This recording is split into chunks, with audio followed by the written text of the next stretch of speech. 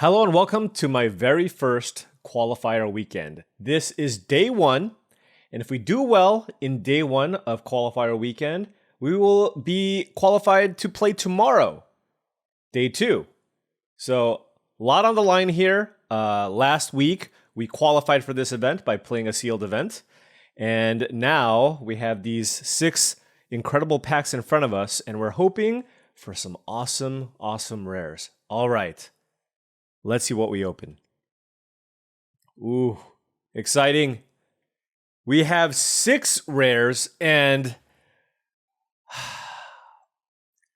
a little underwhelming, I'm going to say. There's a sharp-eyed rookie, which is good, but I'm not a Undergrowth Recon isn't great. Lost in a Maze is just okay. Treacherous Greed is just okay. Kylox I've never played, but I'm going to have to read it again when it attacks. Sack any number of creatures. Then you can cast a bunch of... Yeah, I don't know about that. Conspiracy Unraveler can be good, and I'm hoping that Sealed is slow enough where I can make use of this card. But we'll see. We have to look at the rest of the pack.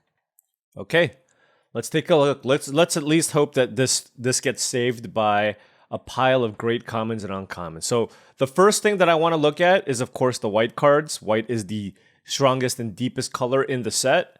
And I see a Novice Inspector, which is okay. That's an okay start, but oh, it kind of dries out here. This is not ideal. We have 6 white cards that we're happy to play.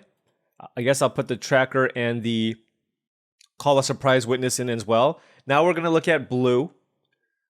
I mean, I'm just going to put anything that's somewhat playable in, and then we can just compare all the cards later.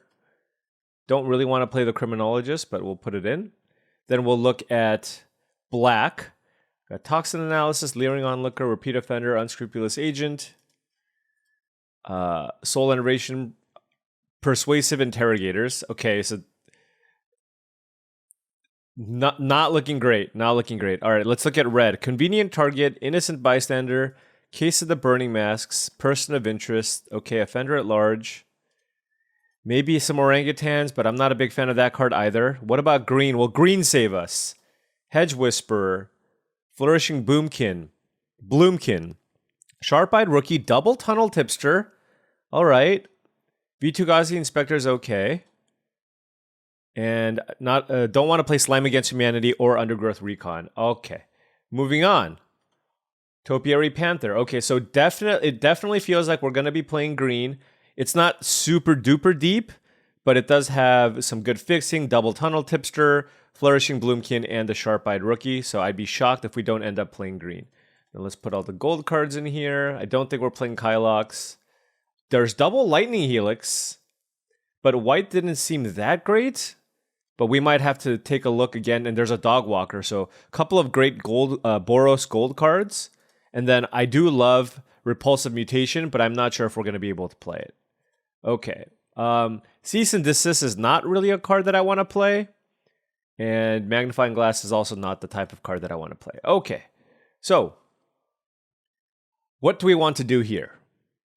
Okay. I ended up doing a quick sort. I actually don't know how to sort by color on Arena. So if somebody can actually tell me if there's a special code I need to actually put in, but I just manually sorted everything out like this. And the first thing that stands out to me is that black, which is considered to be the worst color in the format, looks a little bit weak to me. We have Leering Onlooker, Toxin Analysis is an okay trick, and Soul Enervation is fine, but I don't think it's deep enough, and I don't think we have enough things worth splashing here. So I'm just going to cut the black and just take it from there. Orangutan's not something I really want to play. Not a huge fan of the Mask Maker unless I have a ton of morphs, which is possible in sealed, right? Because oftentimes you don't have enough playables, and you do want to... So you end up just playing with a bunch of morphs in your deck, and turn 1 Mask Maker can lead to nice things. I'd be shocked if we don't end up playing green. Even if I don't play the Pompous Gadabout, we just have Double Tunnel Tip. We have all the good 2-drops. Sharp-Eyed Rookie, Double Tunnel Tipster, Flourishing Bloomkin, V2 Inspector on top of that. And if we're a little more on the aggressive side, we can also play the Case of the Trampled Garden here. So color combinations I'm looking at are just anything with green for the most part. You see a ton of cards here that are blue, but I don't really want to play the Criminologists. And the Unraveler, I'm still not sure on. If I can find a way to collect evidence easily, it can be okay. I mean, it's a large flyer and it's sealed deck. Now, I haven't done enough sealed deck to know how good this card is, but I also don't know that it's necessarily a card that pushes you into blue. You know, the win rate on this card is not that high, but that could also just be because of the data that from draft, where the format's very quick, and as a result, cards like this just don't have a good place. But also, I mean, if you look at the blue-green cards, we have Repulsive Mutation and Evidence Examiner as key uncommons that we'd like to potentially play. Alternatively, if we went either green-red or green-white, I don't think there's enough here to make a red-white deck, but if we went green-white or green-red, we could potentially splash white and try to fit Lightning Helix into our deck, along with Dogwalker, which you can still play as a face-down card. It's hard to flip up if you're not actually Boros because of the double cost. Or it's hard to flip up early, rather. So that's kind of the things, those are kind of some of the things that I'm thinking about. Again, I think with the double tipster, we're going to be playing a good number of face-down creatures. I think green is kind of where I want to be, along with the Sharp-Eyed Rookie, and then we just need to figure out what the second color is. One thing I noticed when I'm looking at the blue here, at least, is that it doesn't have a lot of creatures. So you have a Cold Case Cracker and a Crime Stopper Sprite. So that's 2. And then 3, 4, 5, 6, 7, 8, 9, assuming I don't play the Gadabout. So that's 9, 10, and then 11, 12, 13. I guess we'll barely have enough. The upside of potentially going red-green is we can also play with the Tin Street Gossip, which is a pretty good card. So we can go red-green and then perhaps splash the Lightning Helix. Or, I mean, if we're a green base, we can also splash something like a Repulsive Mutation if we think that's a good enough card to potentially splash. We do have a Scene of the Crime and a Public Thoroughfare. I'm not a big fan of Public Thoroughfare, but we also have a Topiary Panther. And I guess that's it. So our mana fixing isn't incredible.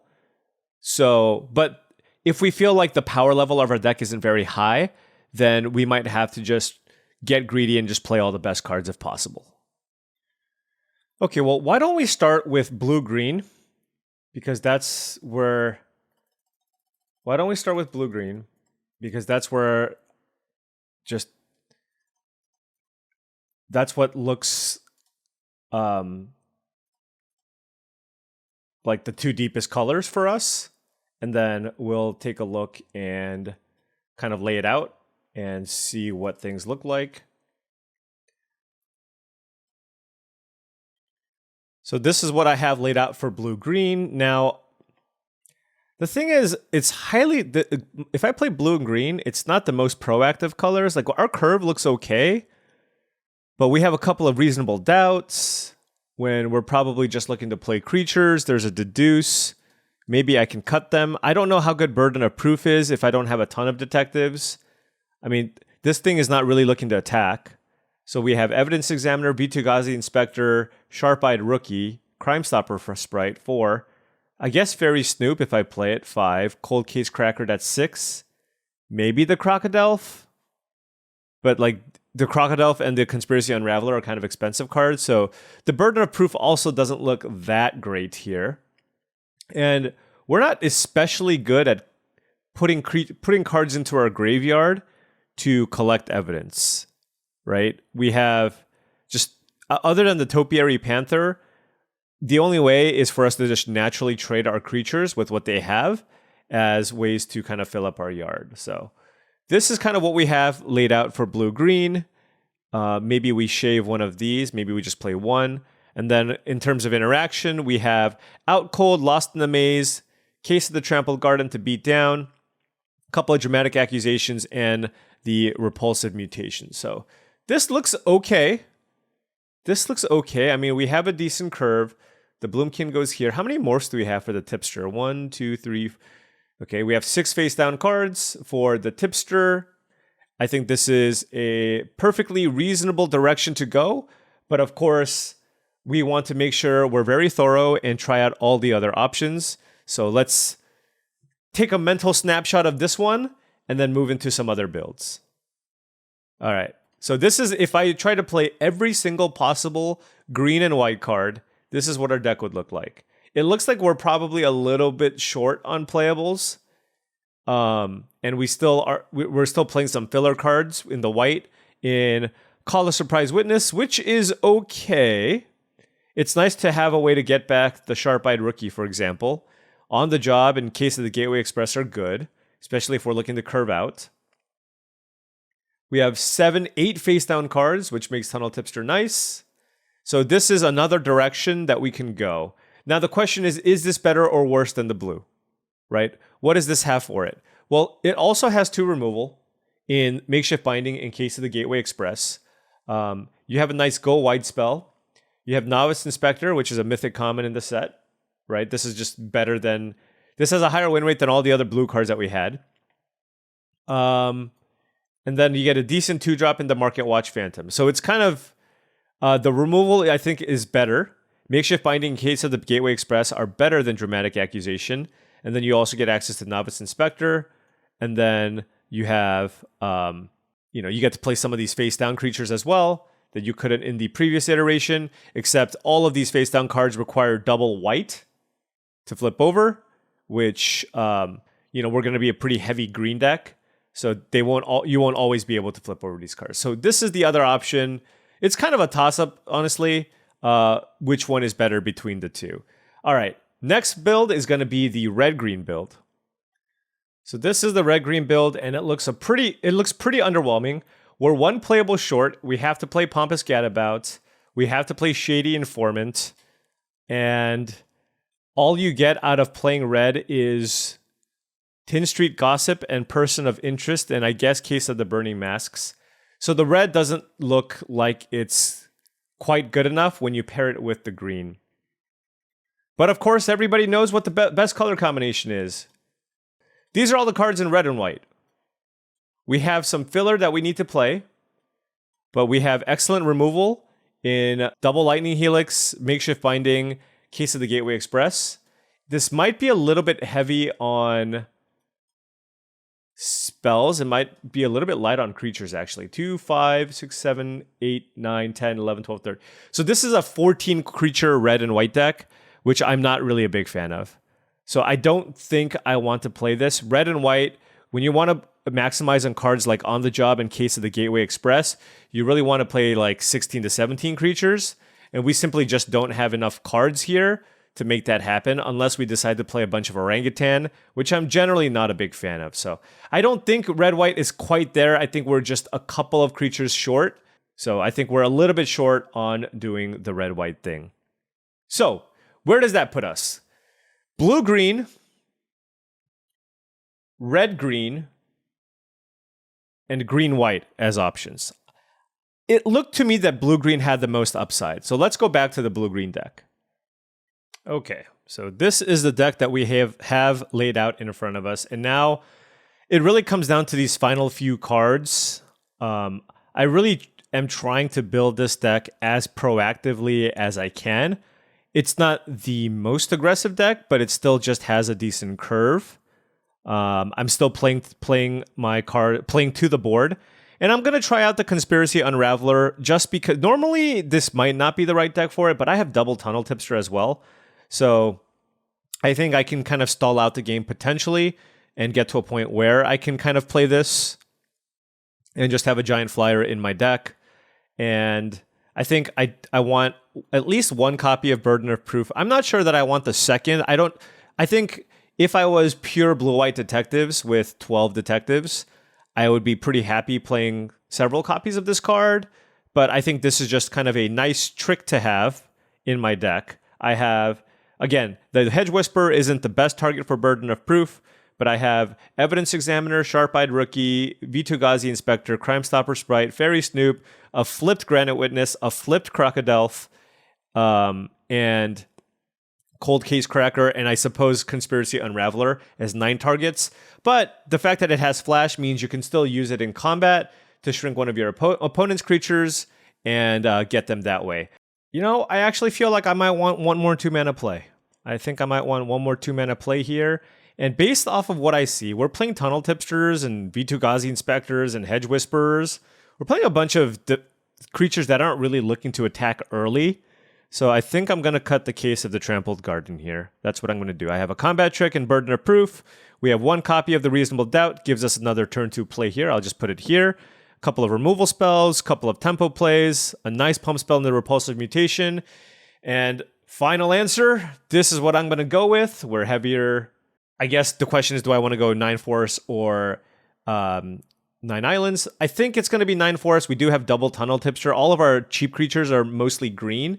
And then we also have a Panther that we can use to get the blue, which gives us basically 9 blue and 9 green. So let's try this. Not fully confident on the last couple of cards. I don't think this deck is particularly strong. I would give this deck a rating of 5 out of 10. It seems very average. I don't have any standout bombs here, other than if I just play maybe turn 2 Sharp-Eyed Rookie every single game. But outside of that, it feels like we're going to just need to draw really, really well to be able to have a chance to make it to day 2. But let's give it a shot. This is kind of exciting. All right, battling against HP Wizard. Whoa, best of 3. I actually didn't know that. I would like to play first. Got Tunnel Tipster on turn 2. Face down creature on turn 3, which will grow the Tipster, which is nice. And then a Crime Stopper Sprite. Nothing to collect evidence with. Ooh, that's even better, actually. Let's go. Do I want to attack? I think I do. What can they have? Exile target attacking creature. All right. Let's play the Crocodile. Next turn? That's a 5/5. That's a 5/5 that gets us a clue. Tunnel Tipster is so great. They play their face down card, and then we just get to flip this over and get some value. We can play, alternatively, we can play another face down card here, but I think I just want to turn this up. Let's get them for 5, create the clue. Even if they kill it, we got our value, and next turn we can still double spell by playing Granite Witness face down and Crime Stopper Sprite. And if they play, I guess if they play a removal spell this turn, they can't play anything else. So I won't actually be able to collect the evidence on the Crime Stopper Sprite. Looks like they are attacking us.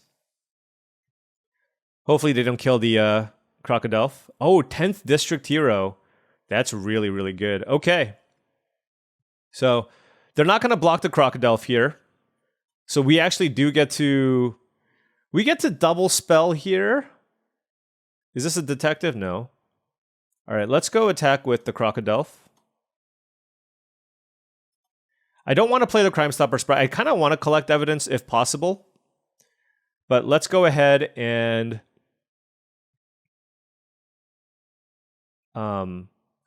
play a Granite Witness face down. And I'm actually not going to play the Hedge Whisperer here. We're at 18. So let me think. I do want to keep up the Tunnel Tipster here. So I don't want to play the Hedge Whisperer. Yeah, this is good. Because now we have a 3/3 Tunnel Tipster.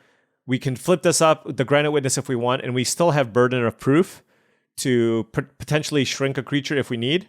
Can also use it as a combat trick, of course. I am interested in tapping something down. I mean, we'll see what they do here. 4 mana. Is this a Buried in the Garden? Could be. All right, that's a Buried in the Garden. And that's going to target the land. We can't counter it in any way. So that's going to get the Undercover Crocodile. That's a little bit unfortunate because it doesn't kill it, it exiles it.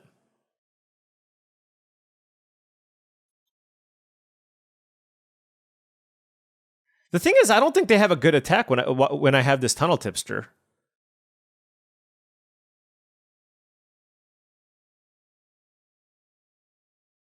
They are at 9. But, I mean, this is a good use of our mana, and we want to flip this up anyways. So why don't we just turn this up and tap the 10th District Hero. And they passed. Okay, great. So we have the option of tapping something with Crime Stopper Sprite. Or we just attack for 3 in the air. Because I do want to play the Riftburst Hellion face down, and then I have the option of whether or not I want to play anything else. I think this turn I'm not going to attack with the Tipster, I'm just going to attack with my Flyer.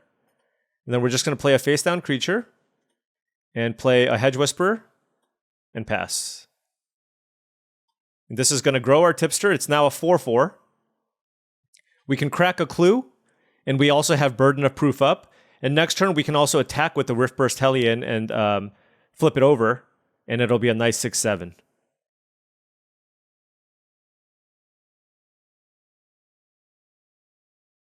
So right now, we're leaning on the Granite Witness.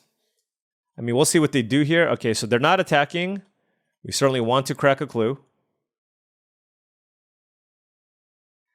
I'm curious what this what that one. Ooh.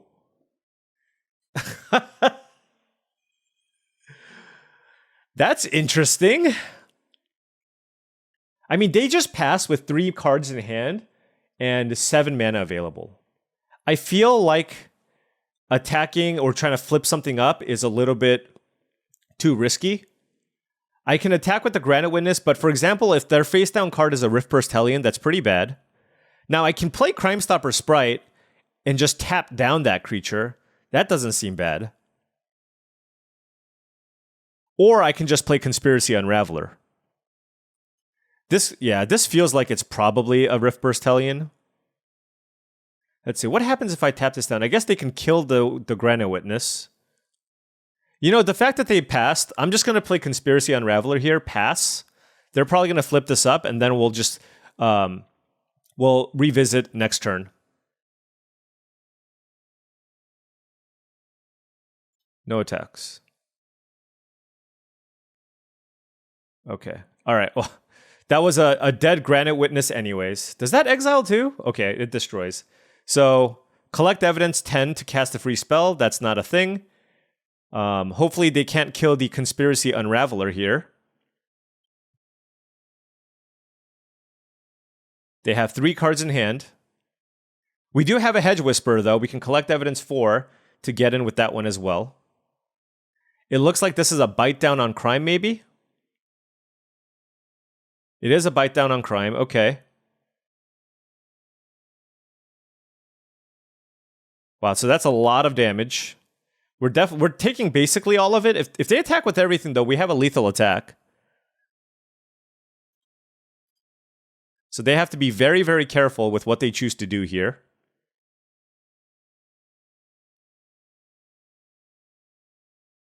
This could be potentially a huge swing, though. They can attack us for 11. I mean, I can also use Burden of Proof to shrink this later.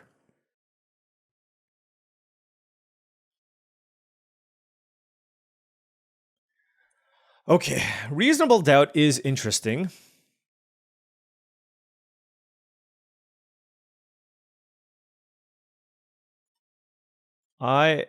Instead of flipping this up, I'm going to keep up Reasonable Doubt here. I'm going to use Crime Stopper Sprite to tap down the 10th District Hero.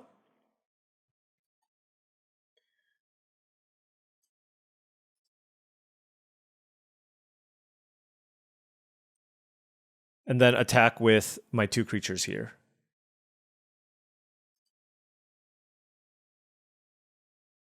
What you got for me? Let's attack with these 2. Okay. All right, our opponent is at 2 life, and we have a Reasonable Doubt in hand, and a lethal flyer here. All right, the collected evidence 10th District Hero is now a 4/4, but it is still stunned. We can also attack with a 4/4 haster next turn with the Hedge Whisperer. I'm not sure how good this Reasonable Doubt will be, but the nice thing about Reasonable Doubt is it will still resolve, and I can still suspect a creature. So let's say they play a big flyer this turn. I can still counter it and give my Crime Stopper a Sprite Menace. That might be good enough, honestly. We also have Burden of Proof to pump the Crime Stopper Sprite. I can also use it on Hedge Whisperer as a potential lethal kill. Bother. That's really good. That is really, really good. So, let's think. If I Reasonable Doubt this, they can pay for this. They'll put 2 flyers. They'll have to put 2 flyers on my Crime Stopper Sprite, and they'll have 3 other blockers.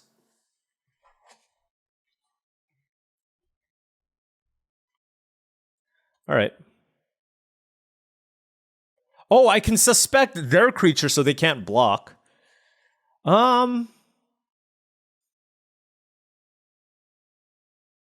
Is that better? No, I'll suspect my Crime Stopper Sprite. I can put Burden of Proof on Vengeful Creeper when they block. Yeah, I'll do that. Okay, so we drew a land. So now we can turn a land into a large creature here and get in a big attack.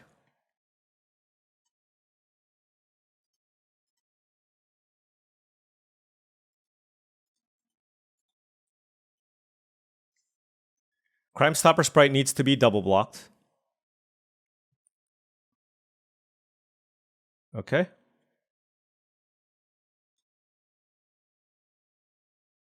Wait, what does it say? Otherwise, it has base tower and can't block detectives. Okay.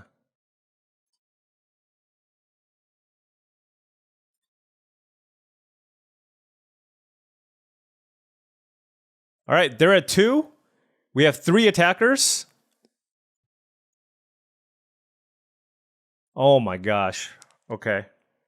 They hit a hide in plain sight. Oh no.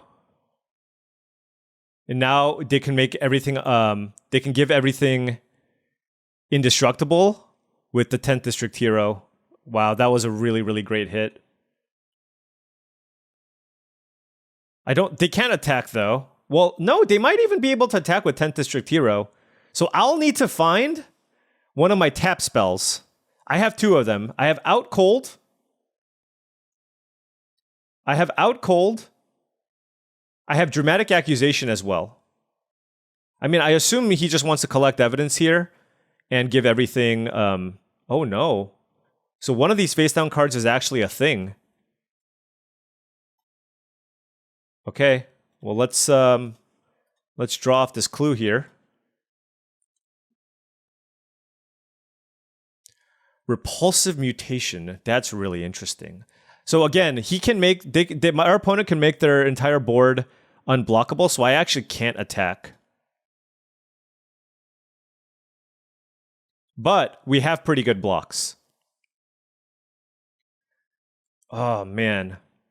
Definitely feels like a game I could have won if I was, let's see, I could have attacked with the 3/2. That's a Tolsimir, okay. I could have attacked with the 3/2. No, that wouldn't have done anything. If I attacked with the flyer, they would have just flipped over the creeper and killed it.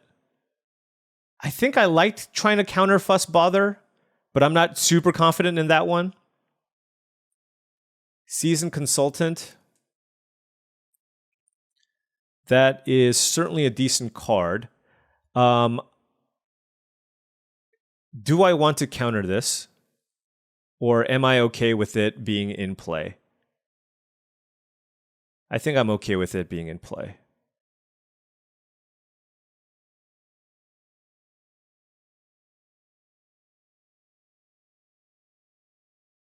Let's flip this up.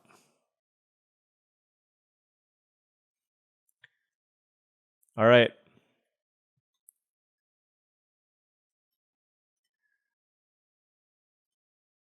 This is so close. I mean, I don't know what this face down card is.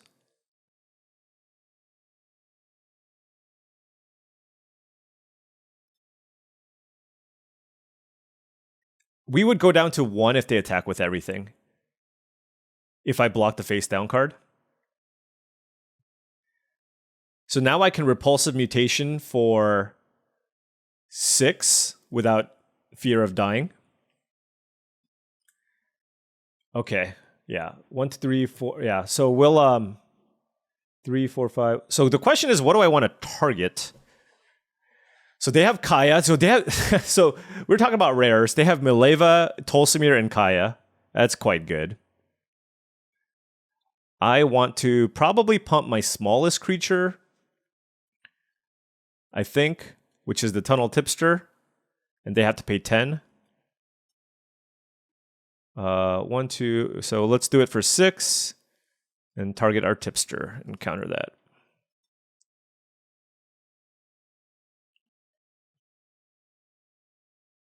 So they have to pay 10.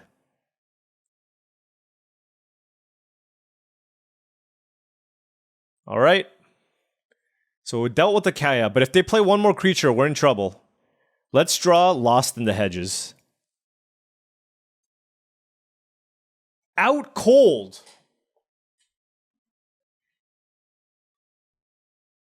Out cold. What do you do? So out cold forces a Mileva block, right? Out cold for. So what I want to do, and none of my creatures die. So I can tap Tolsimir and the face down card, attack with everything, and that forces a Mileva block. All right.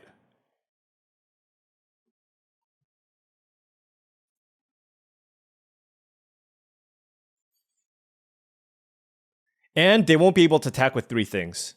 I don't know what this face down card is. Let's draw a card here just to make sure.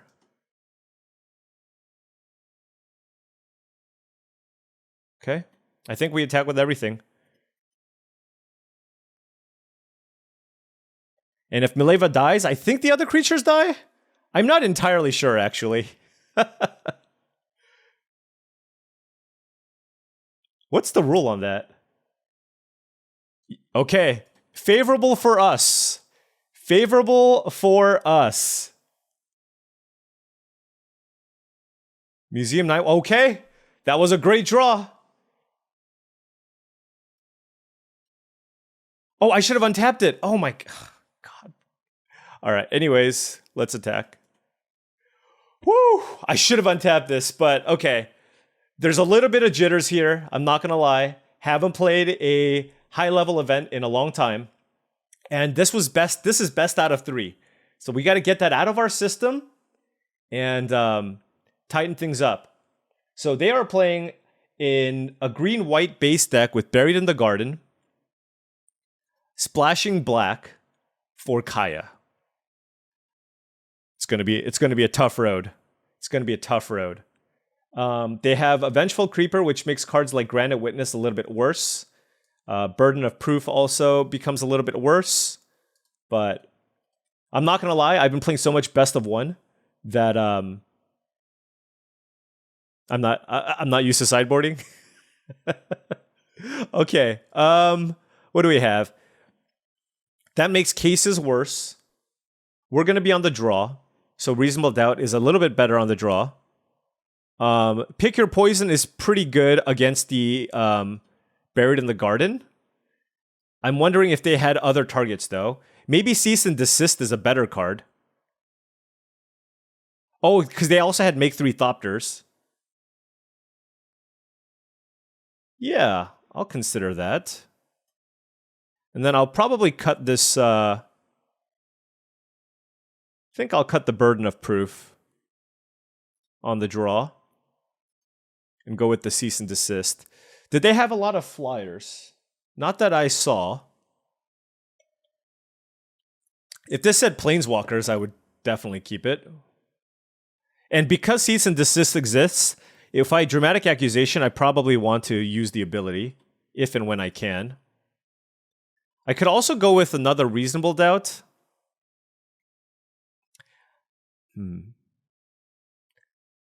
On the draw. But they saw one, so I think there's a good chance they'll play around it. So I'll just keep the 1. I'll just keep the 1. I have a lot of different counter spells. I don't want to draw too many of that card. Okay, so solid opening hand. 2 lands with Tunnel Tipster, Sharp-Eyed Rookie. Could use more lands, of course. Probably going to lead with turn 2 Tunnel Tipster.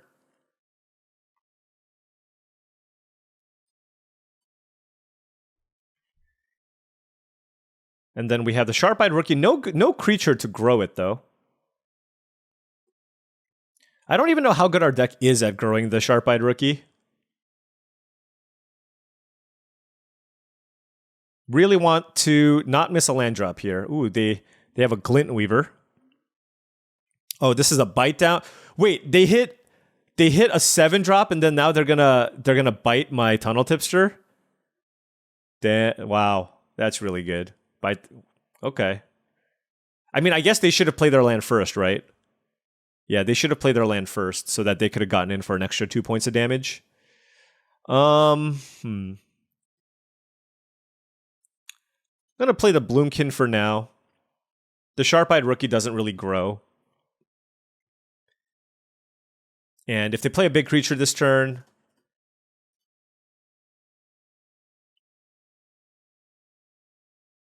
I will call your bluff.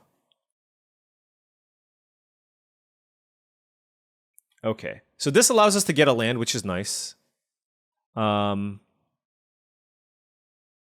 we can go get a Forest and then play a Sharp-Eyed Rookie this turn.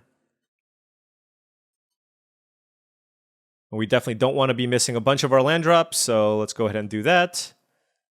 Play the Sharp-Eyed Rookie. And our hand is okay. I mean, we have double Dramatic Accusation. I wonder if Out Cold is a card I'm supposed to board out on the draw. But I still think it's pretty good. And that is a Tolsimir. That is a Tolsimir. Let's hope this is not a Vengeful Creeper, because I think we just kind of have to use Dramatic Accusation here.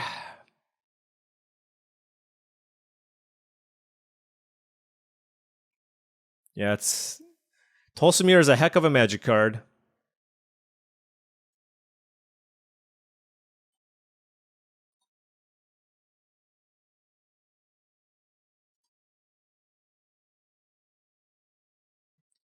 If they go land Vengeful Creeper, oh man, it's a disaster. Absolute disaster. This Sharp-Eyed Rookie is not looking especially good. I might just block, honestly. I kind of value being able to get 2 lands more than potentially getting a clue off of this.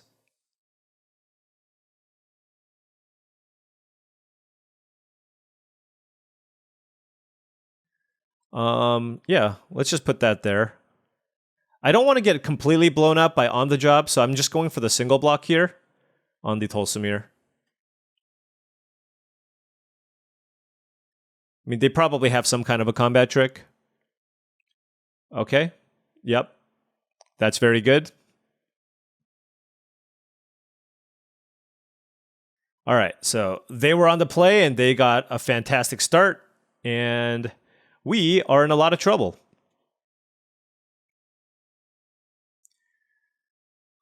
I can block Dogwalker. This might be a turn where I try to get some tempo back and play the Crime Stopper Sprite. I really want to get value with Evidence Examiner, but I think we're just too behind on board. So I'm going to go ahead and do this. Tap down to Tolsimir. Keep our creatures back.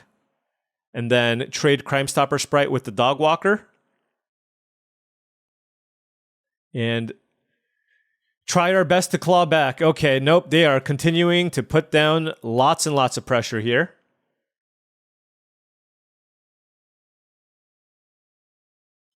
block Dog Walker and take 4. Land. Okay, land is good. We can now use Dramatic Accusation on the Has the Vigilante. And then we can play Evidence Examiner. We'll collect evidence 4 and make a clue. And we'll pass. But, I mean, this is still just a lot that we need to deal with. And I think we might just be dead. We have Out Cold to try to survive an extra turn. But they got a much more proactive start this time around. It's possible I just need to play both Reasonable Doubts because I just don't think I can reasonably deal with their bombs. Yeah. Yep, that's going to do it. 4, 5, 6. All right, so I'll block the 3-1 here. And I think we're just dead. And 10th, their deck is so much better than ours. All right. Okay. So just have to note that when they hit turn, I guess they even have Kaya, so turn 4 or 5. We just need to keep up Reasonable Doubt. See, I mean, even the exile effect might be good to slow down their bite down on crime, but I mean, it's still kind of slow. Maybe I just lean on the Reasonable Doubts here instead. On the play, Burden of Proof can be okay.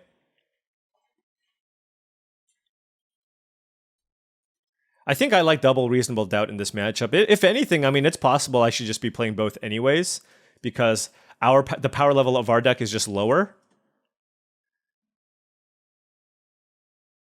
I don't know. I don't mind Burden of Proof, though, when I'm on the play. I'm going to cut this, and I'll play a Burden of Proof as a trick. Let's try that.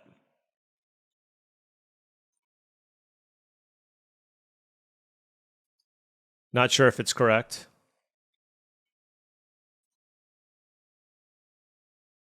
This is a weird hand, but I have the turn 2 tipster. I do have a Reasonable Doubt.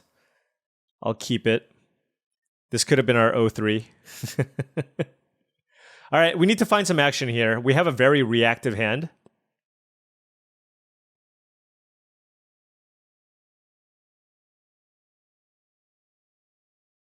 Yeah, this is a super reactive hand. But I felt like I just wanted to keep this anyways. I mean, I can still Reasonable Doubt anything that they play. And if I drew a face down card, that would have been great.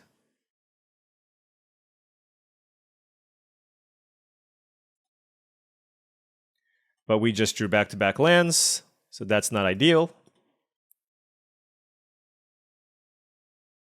And they went and land cycled a Topiary Panther.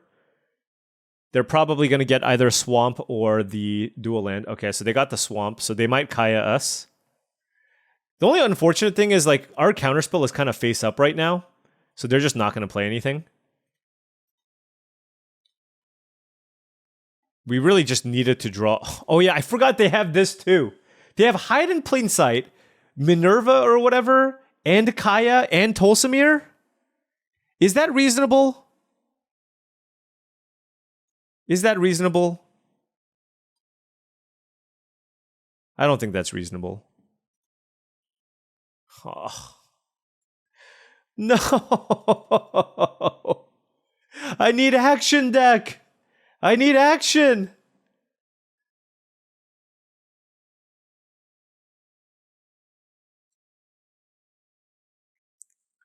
Oh, this is so bad. I have deck envy. Oh yeah, they also have that card. Yeah, Buried in the Garden. Tunnel Tipster down. Yep. Okay. It's one of those days. One of those days. They wanted to free up my weekend here so that I can spend time with my family. I appreciate it. Gosh. Well, you know, I will say at least I'm happy about the reasonable doubts. I'm happy about the reasonable doubts.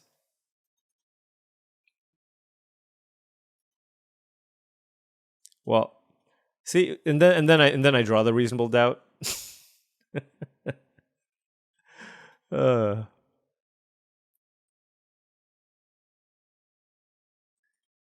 Now the reasonable. I mean, this was probably the only card I could have countered. Unless they play another Glintweaver. Highly doubt it, though. Nope, it's a Tolsimir. Goodness.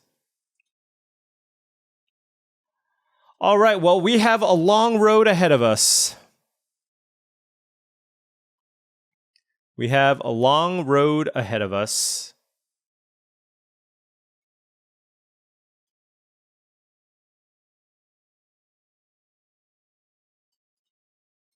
Collect evidence. Let's draw cards. Let's play a forest. Let's pass the turn. So the Tolsimir is going to force my evidence examiner to block. I will block. And then I will attempt to cast Burden of Proof on Voja.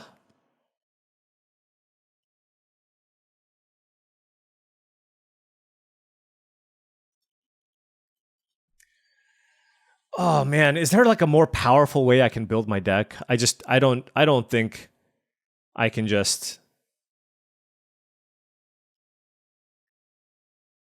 sure. All right, we're at 3. Fuss Bother. Yeah. I think our opponent's deck, by the way, really, really great shot of making it into day 2. Just good curve. Just kind of has everything that you want. So congrats to them.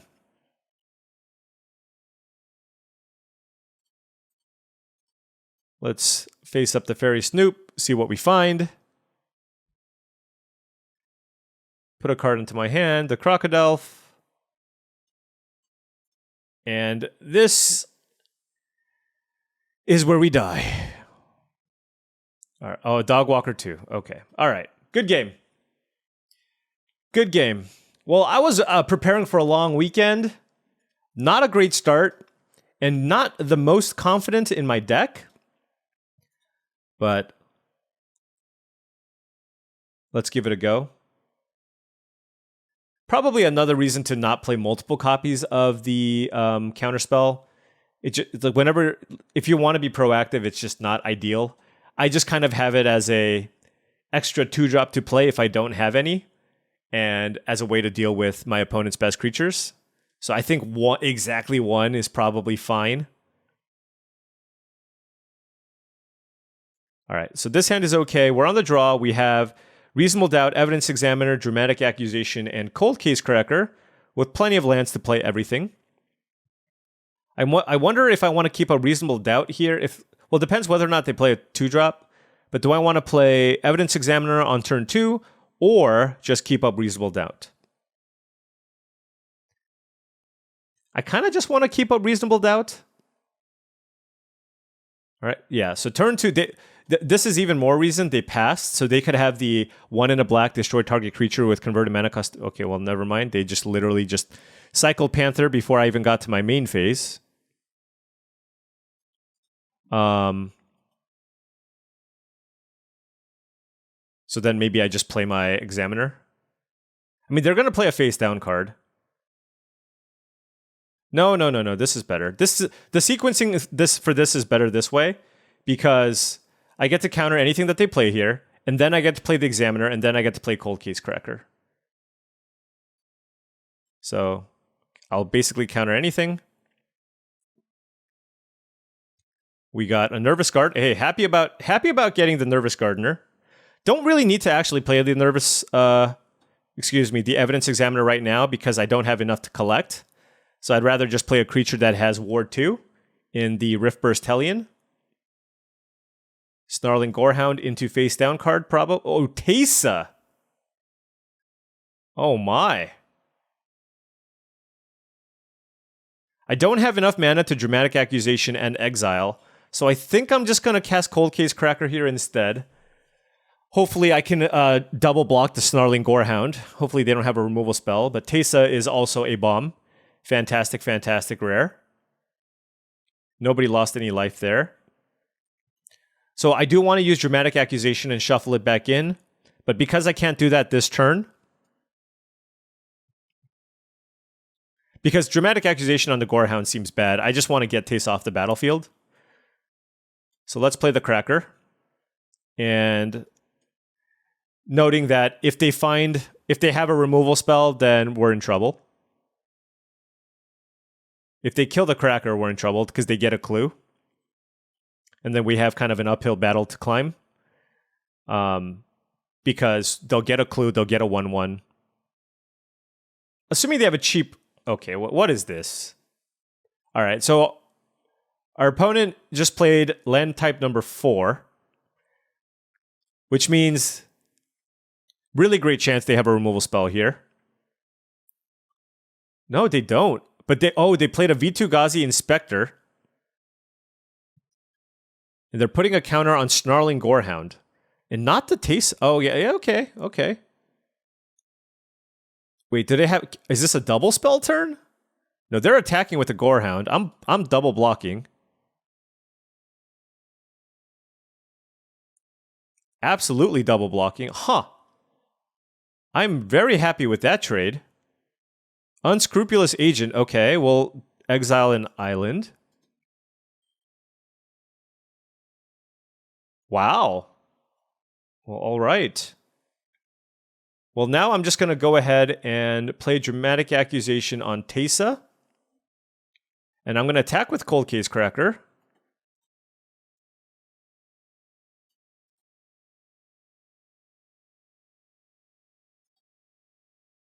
And we will pass. I want to shuffle this back in. But I don't want to do it on my turn because I would be on such tilt if my opponent just drew Teysa. All right, let me see if there's any... All right, well, I'm going to just shuffle this back in. Don't draw it again! Don't draw it again! I'm glad I attacked with the Cold Case Cracker.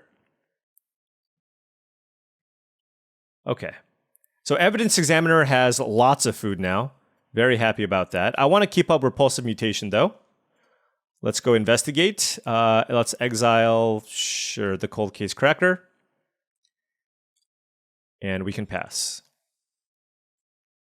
So this Evidence Examiner is going to draw us a lot of cards unless they kill it. Snarling Gorehound is fine. They don't have a good attack. And now we get to draw cards. Oh, it's my favorite thing to say. We get to draw cards. Crack a clue. Crack a clue. Ooh, Conspiracy Unraveler? Oh my.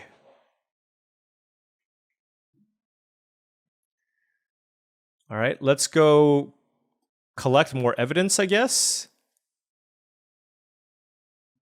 Or do I want the Conspiracy Unraveler to, and then also play the Crocodile? That seems so tempting. I need to draw a land, though. Hold on. Should I just do the sweet thing? I'm going to do the sweet thing. I'm going to decline. No attacks. Let's play a Sharp-Eyed Rookie here. This is... Okay, I just want all of you to know this is probably not the correct thing. But hey, look, we get to keep a Repulsive Mutation this turn. Right? For 4. And then if we don't draw land number 7, we can just play a face-up Undercover Crocodile, which gives us a clue from the rookie and still gives us the 5/5. It's fine. Everything's fine.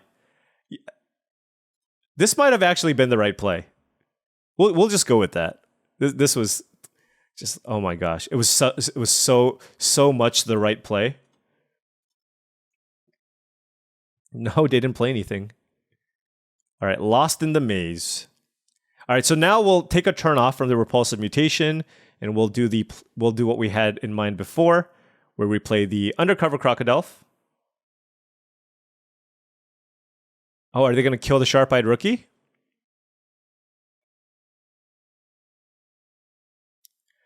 That's still okay. I mean, we have a lot of action here.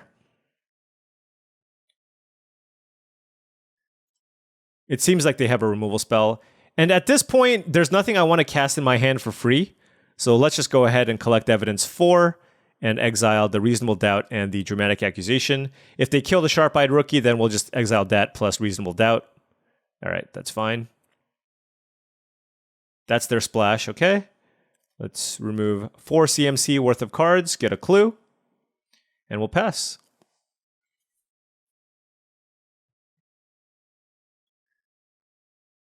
So they're playing Black, Green, Splashing Galvanize, and Buried in the Garden, maybe, Kaya.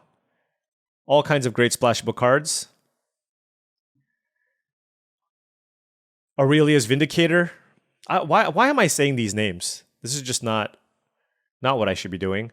All right, so they're collecting evidence here. 2, 3, 4, 5, 6, 7, 8. Analyze the Pollen, maybe? No, it's just the Vitu-Ghazi Inspector. Okay, that's the best possible thing. But the Snarling Gorehound is going to kind of draw them out of this. I don't want to block here, because I want to keep getting clues here. So if they attack with the Gorehound, I'm probably just taking it. But we have a Crocodile that's going to start getting in. And boom, that is a Conspiracy Unraveler.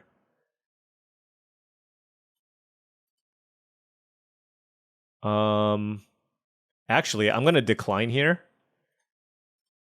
So the nice thing now is I can cast Repulsive Mutation for 0, I believe.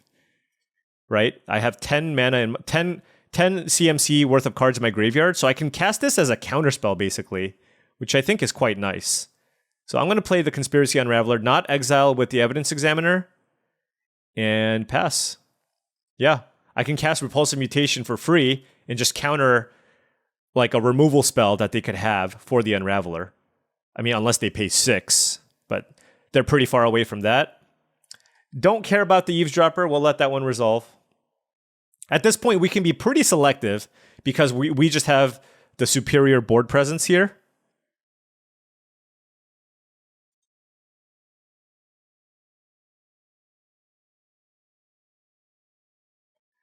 I could just Lost in the Maze.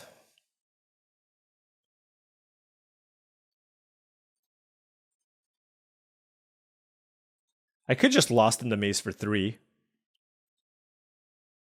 Doesn't seem bad. Or 4/4.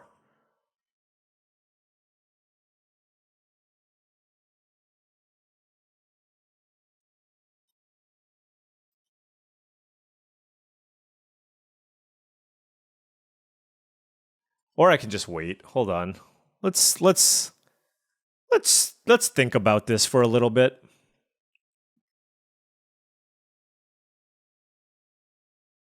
I mean, if they triple block, I can just cast a giant Repulsive Mutation, and that kind of blows them out too.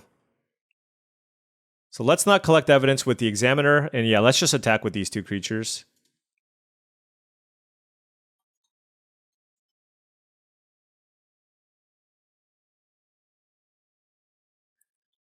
My suspicion is they're just going to single block here. I mean, they might triple block. Then we can Repulsive Mutation for 4. And kill everything. I guess at that point, might as well do it for 5. You gotta... Okay, so our opponent is not familiar with how Eavesdropper works with this block. So I don't even need to use Repulsive Mutation. I'm just going to kill the Eavesdropper here. They think it's going to get +1/+1. That's not how that card works.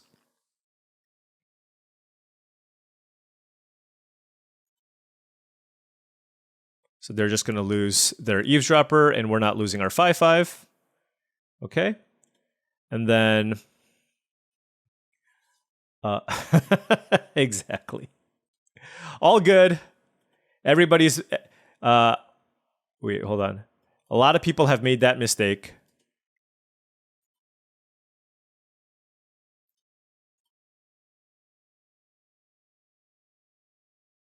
put a counter on the examiner, and we'll just pass. I mean, we have 2 clues in play. Lost in the Maze, Repulsive Mutation. It's good. Oh, Teysa. I don't think that matters.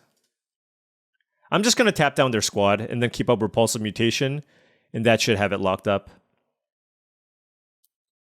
But they redrew it. If we were behind on board, we would have so much complaint equity. Oh, do they have a fight spell here? Okay.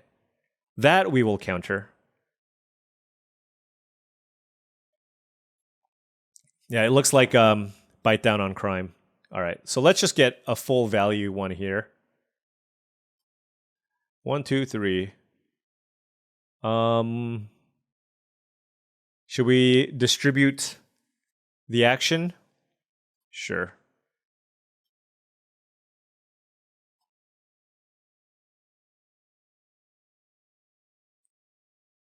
$10, $15, $18, Lost in the Maze.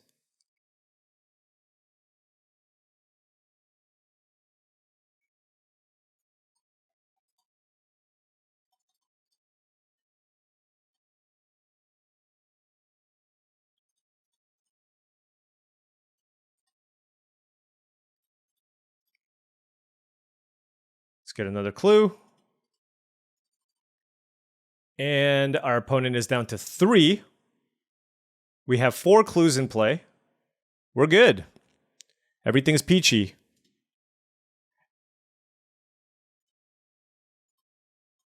So if they had a sweeper, that would not be ideal, obviously, but... All right. So they're playing black-green Splash Teysa with an ambitious mana base. They're splashing Teysa and Galvanize. Let's see. Their deck doesn't look super aggressive. I'm blue-green, though, so I don't have a lot of answers to Teysa. I do have the double Dramatic Accusation. There's double Lightning Helix, but I basically have to move away from blue to do that, and I don't know that I want to do that necessarily.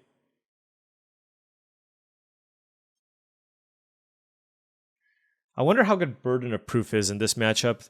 Feels like a bit of a slower matchup. Maybe it was just their draws, but they had like V2 Ghazi Inspectors, and like if this is the type of matchup where it gets a little bit more grindy, am I more interested in a card like... Am I more interested in a card like Deduce?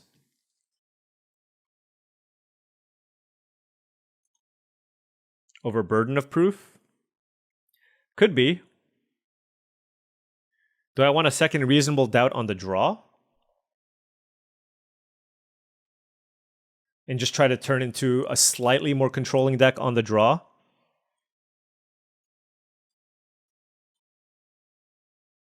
Could be.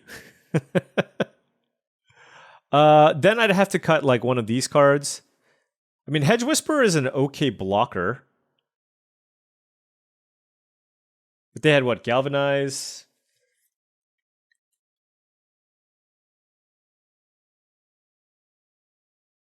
Maybe it's one of these tap effects when I'm on the draw.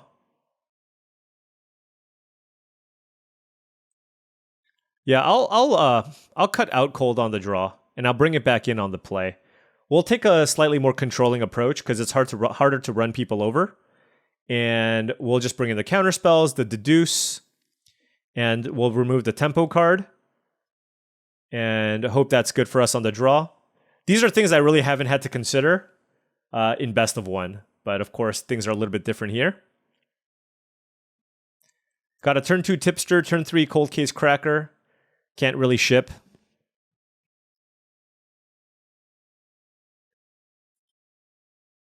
Pretty decent pretty decent hand. Obviously, depends on what else they have. Okay. And a Vitu-Ghazi Inspector to go with that Topiary Panther that we can land cycle. But of course, I'm just going to run out the Tipster here. Hope they don't have a Slice from the Shadows to kill it. They don't. It's good. Next turn, I can either double spell and play Tipster plus Inspector or just play the Cracker. I think I prefer playing out the Cracker. Wow, and they played Teysa. Turn 3 Teysa, the Splash Teysa. All right, well, let's just hope they don't have a removal spell here for the Cold Case Cracker, I guess. Yeah, maybe I just absolutely have to have removal. I'm not sure. Yeah, this is really bad. So they get an extra clue here off the Teysa. And we are in some serious trouble here.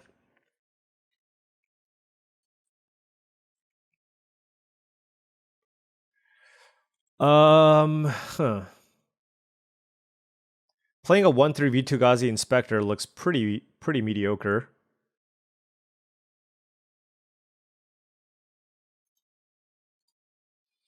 I'm just gonna keep. Honestly, I'm not gonna crack the clue. I think I'm just gonna keep up a big Repulsive Mutation this turn.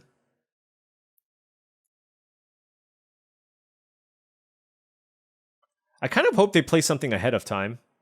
But the thing is, they can just crack clues and make 1/1 flyers. So this is just all a big mess. What I want to have happen here is for them to play a face down card, or anything for that matter, and then for us to cast Repulsive Mutation for 2 to keep the Tunnel Tipster back to block the Teysa. Okay, so they did cast Cerebral Confiscation, so I do want to cast Mutation for 2 here.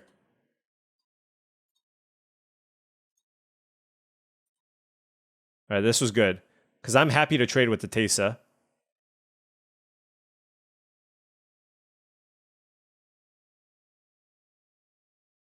What is this attack? Oh, Toxin Analysis?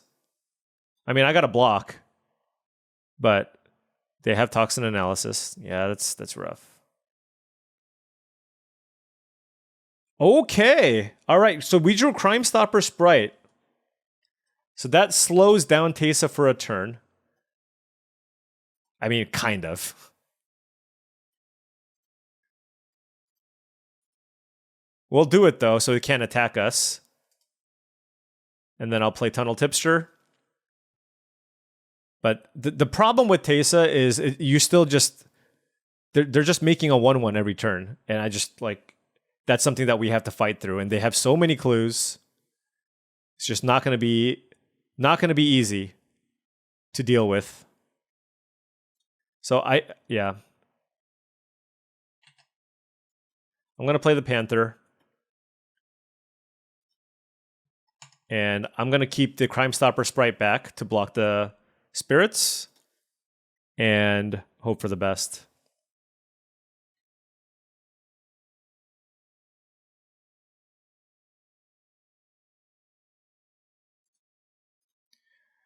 Yeah. It looks like they went just to a straight black-white deck to maximize on trying to play the Teysa early. And yeah, it could have been a mistake to just stay blue-green. It's like, oh, I won game 1, I got comfortable. And then we're just losing to the Teysa here. So the color that makes the most sense to move into is white, because that gives us the exile removal spell, plus also the case.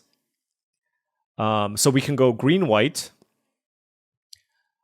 There's red-white, but I just didn't like the red-white deck very much, so I think we can still go green-white, though.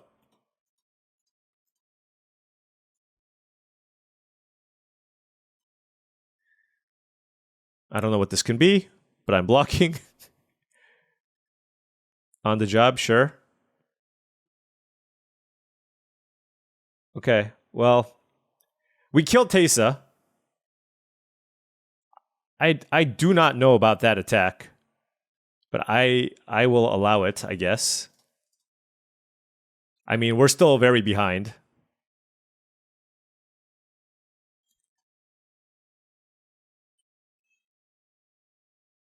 Okay.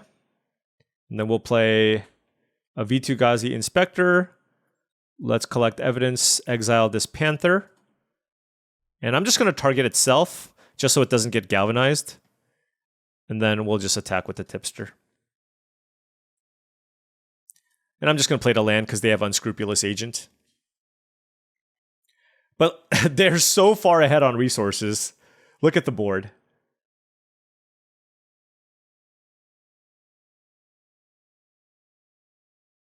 They have 4 cards in hand with the clue.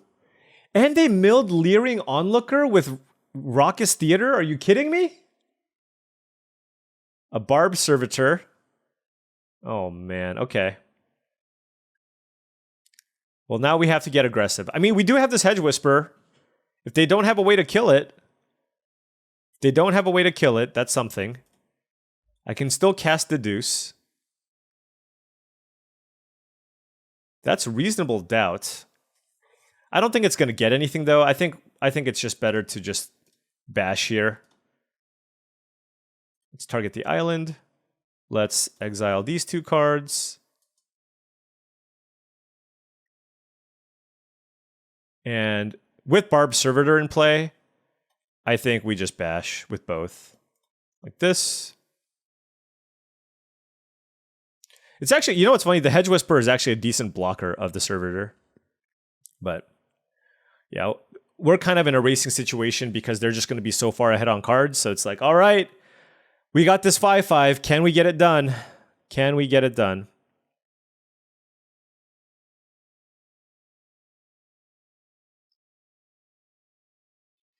Yeah, I think green-white will be fine. Green-white on the play. On the job also gets better. And green-white gives us at least 2 ways to kill the Teysa. Then I have to consider whether or not I want to also... I could go green-white splashing double Helix. Right? I need to play a mountain. I can play mountain. There's the Topiary Panther. And then there's like a couple of slow tap lands I can play. Could definitely do that. I mean, there's a question as to whether or not that's even just the correct way to build it. But I wanted to lean on the power of my blue-green cards. Oh, wow. They removed the Suspect on Servitor, so it's now an awesome blocker. Huh. So I can't even attack anymore. Yeah, they can just block and I take 5. Oh, I can suspect it again later with Reasonable Doubt. That's the plan. That's the plan. But now they have a 4/3 flyer.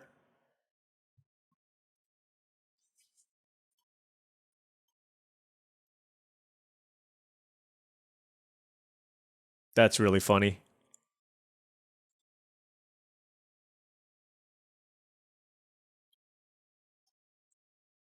Can't block that. Yeah, I think I am going to suspect it, though. It's the...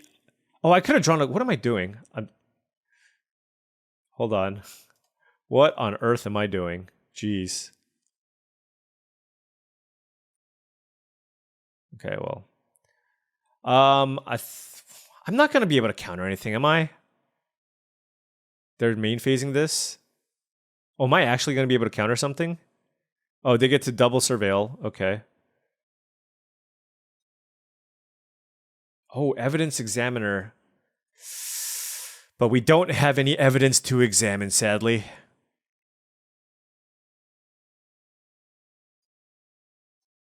All right.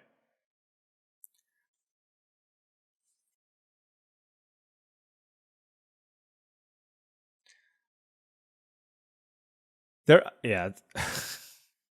Well, this is where Reasonable Doubt gets quite bad. All right, here we go. We're countering anything and we're suspecting that Barb Servitor. Okay? I promise. I don't care. Here we go. There. You're a suspect now. We're probably not winning this game, to be honest.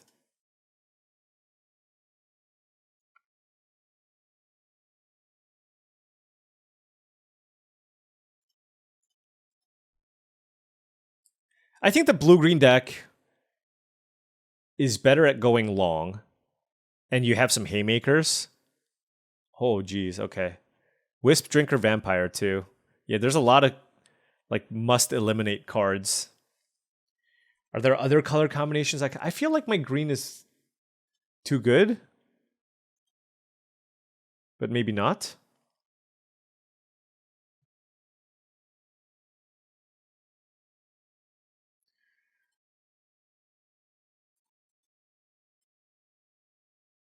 All right. I want to draw off this first just to see what we find. Nothing. We'll play this face down. And we will pass.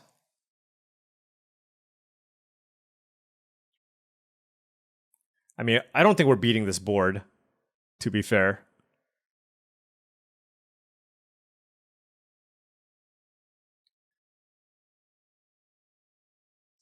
Yep.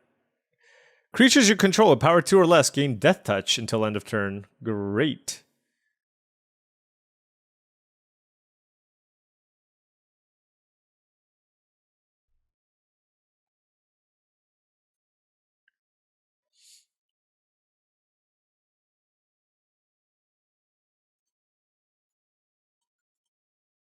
What was the green in game 1?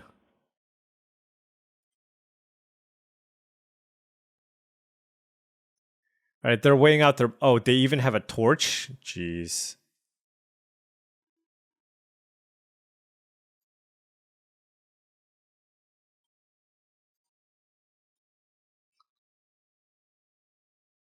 I don't know if I have anything. Okay. So that's done for. I can Accusation the Vampire, but this is just bad times all around.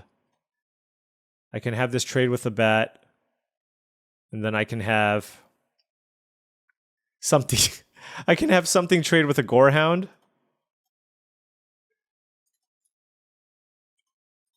I guess.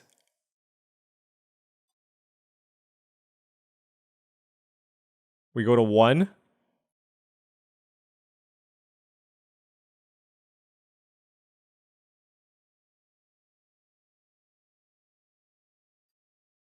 Okay, we're dead. All right. So they definitely have some cards worthy of killing.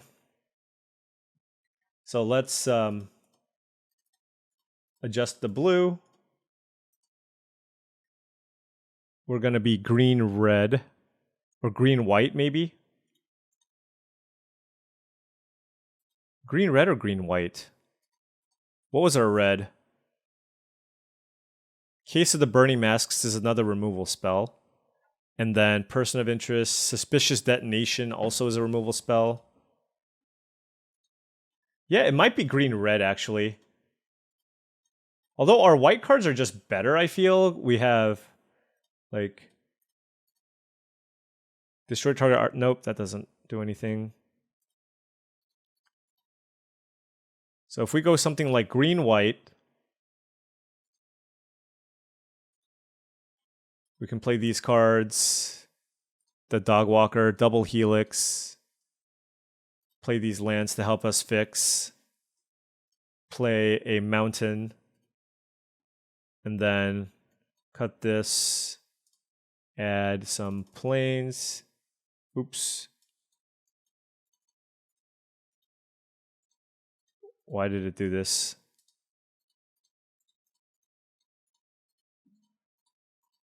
$14, $15, $16, $17 lands.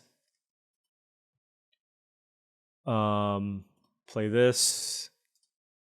Don't have that much time here, so we gotta figure this out quickly. Maybe this.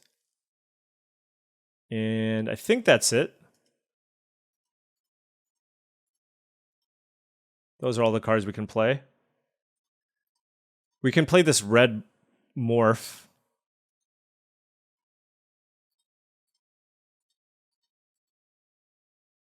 Let's go like this. This is a quick swap.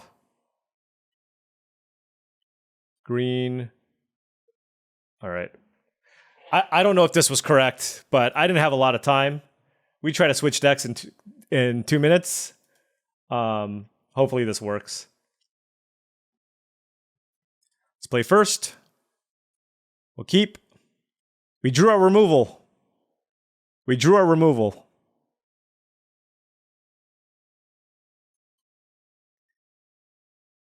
I will say sealed is not necessarily my specialty. So it could have been correct that we should have been Naya all this time. 100%. Leering Onlooker, okay. Huh. Sharp-Eyed Rookie is interesting because then I can face up Dogwalker and try to get value that way.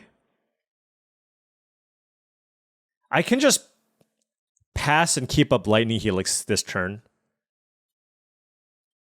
Just for Teysa or Land Cycle.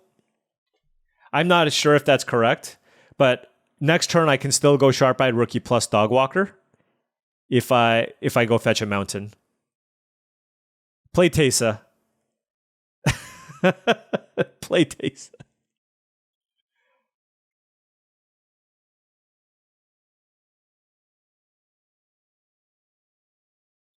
Yeah, I think it is worth.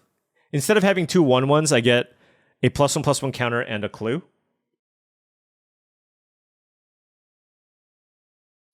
All right, it's a face down card. Okay, let's basic land cycle. Go fetch our mountain. Let's tap this for colorless and green. Play Sharp-Eyed Rookie. And then play the land, and then play a face-up Dogwalker. So we get a clue. Can't attack because they have Leering Onlooker. Great curve from the opponent, and they drew all 3 colors of mana. Not ideal for us. But we have Lightning Helix. We got a clue. We can even crack a Scene of the Crime, too. The fact that they just went main phase crack a clue is definitely decent for us. Wow, they have double Novice Inspector. It's quite good. And we drew Sanguine Savior.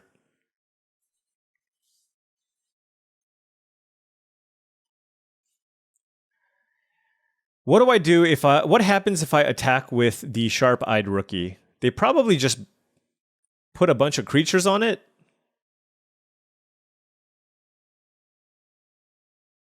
Like, if they just put everything on my Sharp-Eyed Rookie, what do I do? It's not great for me, right? You know, if anything, the thing that's really annoying is this Leering Onlooker, but I don't think I want to Lightning Helix that. I want to save this for Teysa. Actually, so what I'm going to do is tap like this and play a Sanguine Savior face down. And I'm going to pass. Because this lets us cast Lightning Helix or flip this up if we need to. And then we're going to crack this clue at end of turn. And if we draw another removal spell, then sure, we can use it on the Leering Onlooker. But their battlefield is set up nicely against what we have. This 1/3 flyer completely brickwalling us. Griffknot Tracker, okay.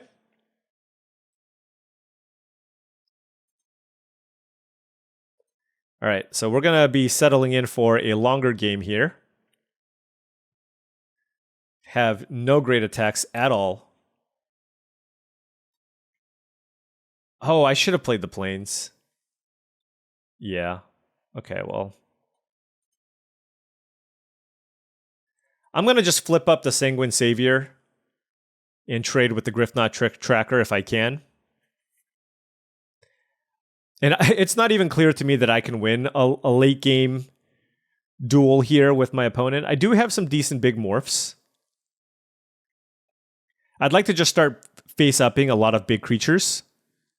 Target opponent reveals their hand. You choose a non-land card from it that player discards a card. Okay, so this is clearly just a Lightning Helix on the... I think it's a Lightning Helix on the Morph, actually, because I can trade with the Griffnot tracker. So if this game goes long, I'm more concerned about the Morph, I think.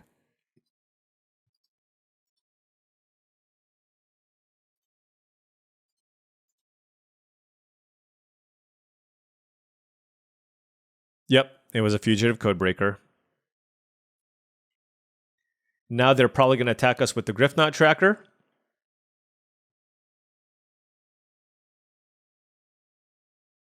They're like, these creatures don't fly.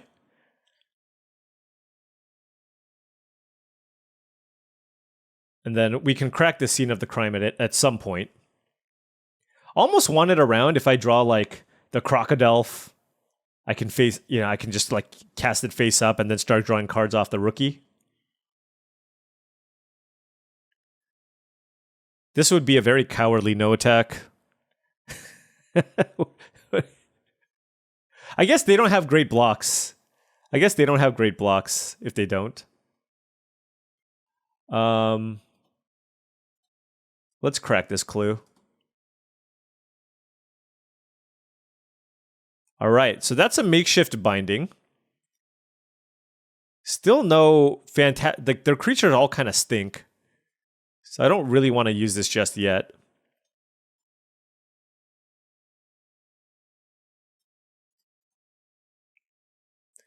The problem is mana screw always beats mana flood. All right, well, that's going to be our target for makeshift binding.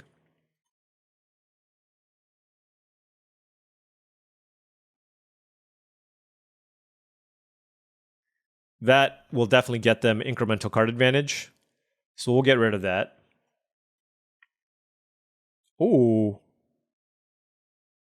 Or do we give them the card? Oh no, I guess we can do both. What am I saying? So let's do this. Let's play makeshift binding on the Barb Servitor. Well, I kind of want to face this up though. Ugh. Look, they have 4 cards in hand. I should not be playing this game as if I'm in a rush. So I do value the actual card that I'll get from the Sharp-Eyed Rookie. So let's just... I think this is just one of those... Our game plan for this deck in this matchup is for the games to go longer. So they didn't attack us with Teysa. Interesting.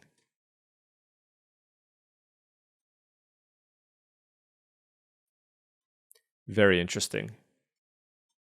All right, so now we're going to face this up. Grow the Sharp-Eyed Rookie, get a clue. We have a big flyer that can block. Oh, excuse me. We have a big reach creature, rather. I just need to keep drawing like Riftburst Hellions. If they have a murder here, we're in a world of trouble. They did a really good job of sandbagging the Teysa. Got the removal spells out of our hand. Yeah, and now they're going to be able to get a clue. Okay, so this is slipping away. The thing is, even if I flip the Sanguine Savior over, they could have attacked with both flyers. All right, let's crack this clue.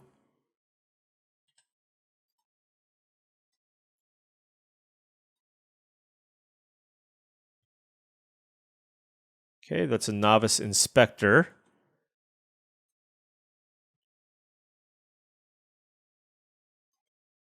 All right, let's crack this clue too. I'm basically looking for Lightning Helix or Case of the Gateway Express.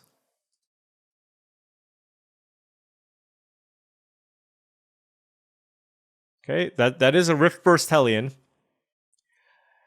I might want to just face that down to like start ambushing things.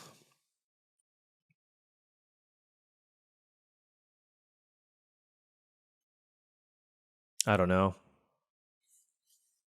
So this Flourishing Bloomkin can't grow the Sharp-Eyed Rookie until I draw another forest. I can face down Riftburst Hellion so that I can face it up next turn. Or I can just cast it face up next turn. That's probably better, to be honest. Don't have a great attack. Can I attack with Sharp-Eyed Rookie yet? I don't think there's a good attack with the Sharp-Eyed Rookie. They can what, double block with the Novice Inspector, the Onlooker. I mean, I can kill like all the flyers. Yeah, let's attack. All right, we got to sneak in some damage at least. But this is a huge uphill battle to climb. We can flip up the Sanguine Savior this turn. Oh my gosh. Well, at least that doesn't pump the Griffknot tracker. Right? At least that doesn't pump the Griffknot tracker. Actually, what's funny is if we draw a forest, we can go Bloomkin, face up Bloomkin, and Riftburst Hellion. And this will get this will become a 6/6. All right, so let's eat the Griffknot tracker.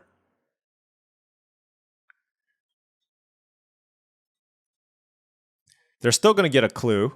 Wait, did I lose life? Okay, I still lost life. I was wondering if that counted as me losing life.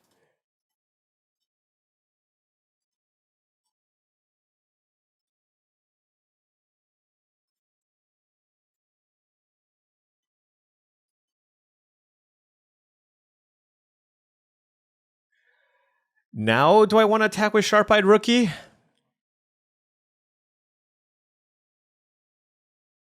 Trade with the Hazda Vigilante? I mean, it's not really going to grow anymore.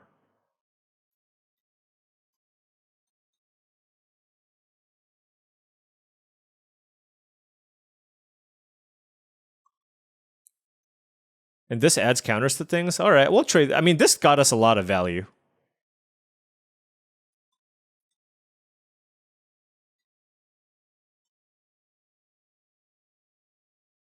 I'm not sure that I played a land this turn. Okay. They have lots of clues, and we're kind of all in on this Riftburst Hellion. Okay. Lots of Snarling Gorehounds. Yeah, with the Teysa in play too, they're going to be able to make a token and surveil. Wait, did they not surveil? Oh, they like the card on top. That's also really bad. Oh no. Well, they can throw away a 2/2 token to get a clue.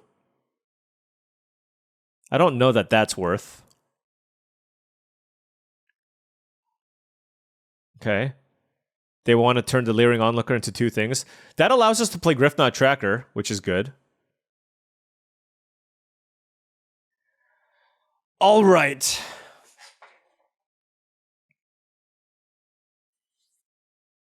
What a game. This is a game. They like the card on top. I think I want to cast Griffknot Tracker here. Let's exile up to 2 cards. So 5 and 4. Okay. I can play Case of the Trampled Garden just to make this a little bit bigger. I think I'm interested in that. I also can play Tunnel Tipster. And I'll solve this case as well. I suppose I can put a counter here and attack. I mean, I definitely want to put at least one counter here to make it bigger than that. And then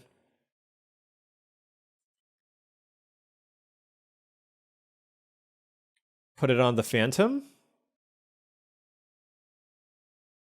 Sure. And then I can attack with the Phantom. Oh no, I can't really attack with the Phantom. Maybe that was bad. I can't really attack with the Phantom because they have a double block available. So maybe I should have put it on like a novice inspector. All right. We can attack next turn. I feel like Riftburst Hellion is going to die this turn. So I am glad that I have a 4/3 creature here.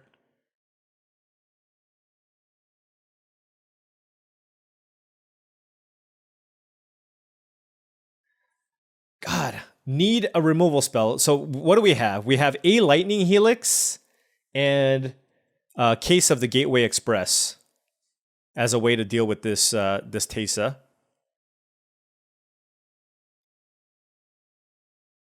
I do feel a little bit behind still just because my opponent has a Teysa in play. And they can be cracking those clues to make 1/1s, and then they get to double surveil with the double Snarling Gorehounds. So they basically get to almost tutor a card every turn. And they just found Torch the Witness, sure. Now, the good thing is they can't attack because I have the tracker.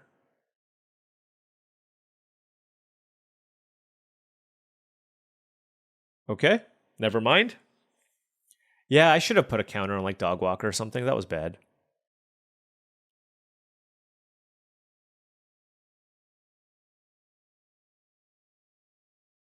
Okay, so they definitely want to get a clue and they're willing to throw away some cards to get the clue.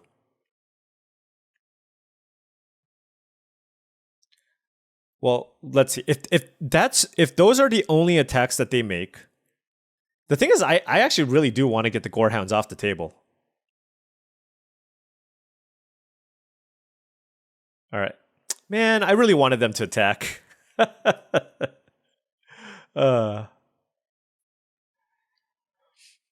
What, put a plus. Okay, so I think our road to victory here is on the back of this Market Watch Phantom. And so that's what we're going to do. We're going to play this face down. Give it flying. Let's attack. It gets a counter.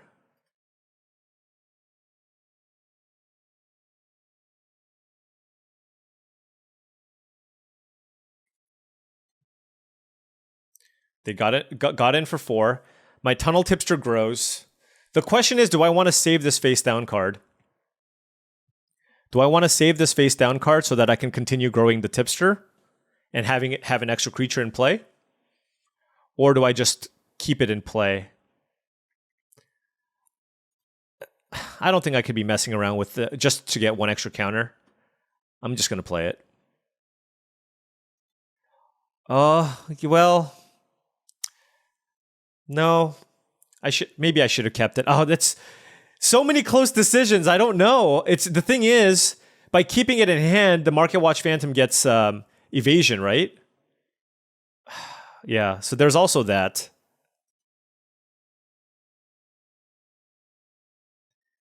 All right, they're just finding everything that they need.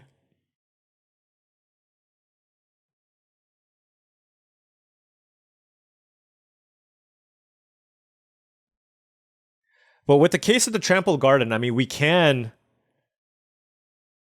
even the Flourishing Bloomkin can start attacking for a lot. Remember, they're at 12 life.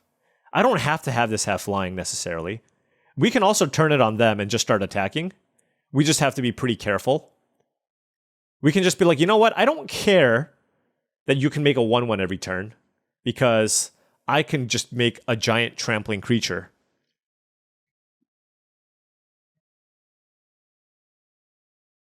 And we can just go full on aggro. We even have the Granite Witness here.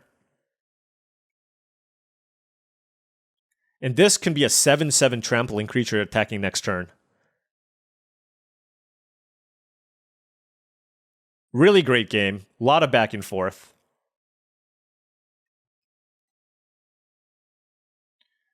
Okay. So they have On the Job. Right? They have On the Job. So let's try our best to play around that. I'm going to untap my Market Watch Phantom. And eat a creature for free, basically. Take action. Okay. So this can just eat this for free. All right. And then let's try to figure out everything else. On the job. On the job. We'll put this here. And then 1, 2, 3, 4, 5, 6, 7, 8, 9, 10, 11, 12, 13, 14, 15, 16, 17, 18, 19, 20. That's not enough to kill me. Did they kill themselves?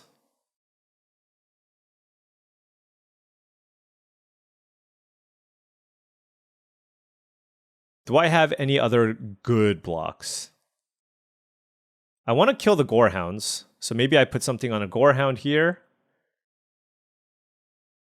Maybe the Tunnel Tipster. Do I want to put Griffknot Tracker on something?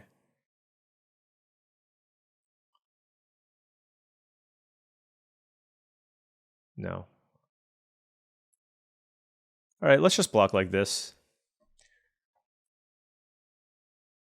7, 8, 9, 10, 11, 12, 13, 14, 15, 16, 17. That's only an attack for 17. I think they were running out of time and wanted to cast on the job.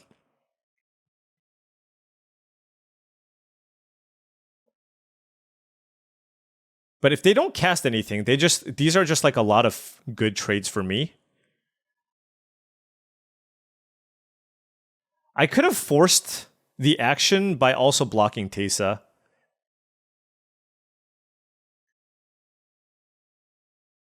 So they can make 2 1/1s this next turn. If they make 2 1/1s, we make the Flourishing Bloomkin Trample. So that one can't be blocked. And then they block Market Watch Phantom and Griffknot Tracker. And then I think they still die for... Oh, okay. Interesting. A Sanguine Savior changes things a good amount. I mean, we're at 15, though.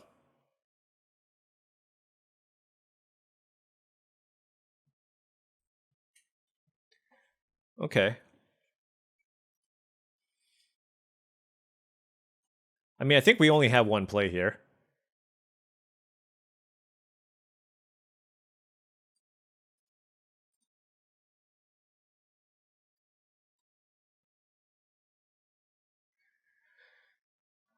So they're at 16. They have 2 blockers. Definitely attacking with the Bloomkin. They have 2 blockers. I turn this into a 7/7 Trampler. So that takes them down to 9. And then they block these 2. They block these 2. And then they take 6 and go to 3. This has Vigilance. And then they have On the Job. I have 1 blocker. I block the Oligarch, and I take 1, 2, 3, 4, 5, 6, 7, 8, 9, 10, 11, 12, 13, 14, 15, 16. Okay, so I can't go too crazy here.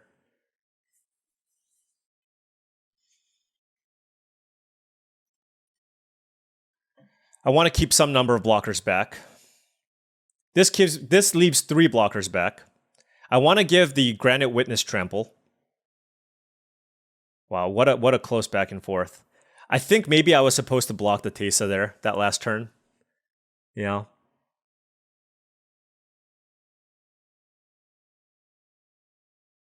Six, 9, 13. I mean, this is lethal, so they have to block the Bloomkin.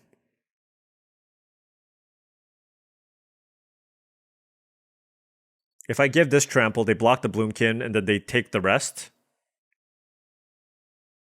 So then they have an extra blocker, and then we have 3 blockers, and we can block 1, 2, 3 creatures, and then 1, 2, 3, 4, 5, 6, 7, 8, 9, 10, 11, 12. Okay. Woo, big attack.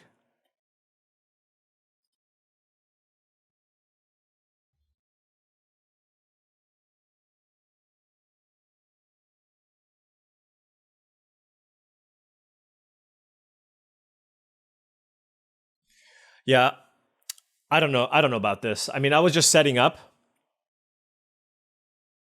I was just...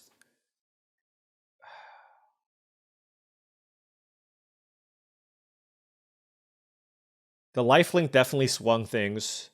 I could have probably put 1 more creature in front of Teysa. All right. So we can block 3 things, and they don't have lethal. They took a lot of damage there.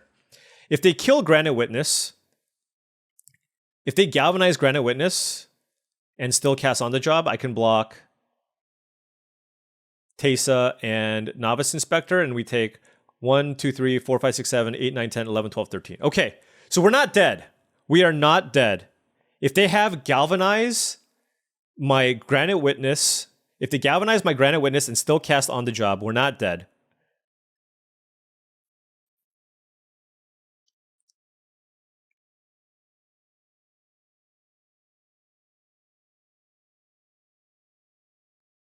Let's see what they do.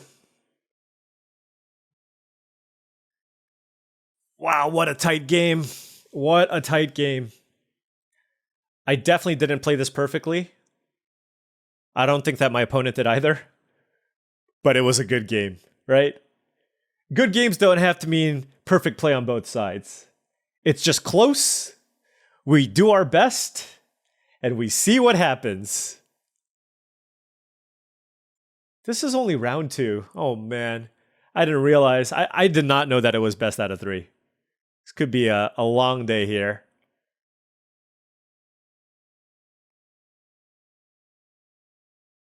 I gotta plan out my attack next turn if we gotta figure that out. They're at 4. We don't have that many crazy attacks, but we can give our flyers trample. Or we can just attack with the Bloomkin and give that trample.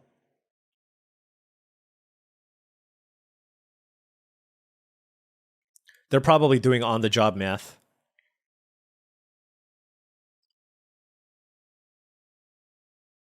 Just swing with everything. Okay, land. Oh, man. Did they use the lifelink spell? They did not. Okay, they did nothing. And we drew On the Job. Oh my gosh. We drew On the Job.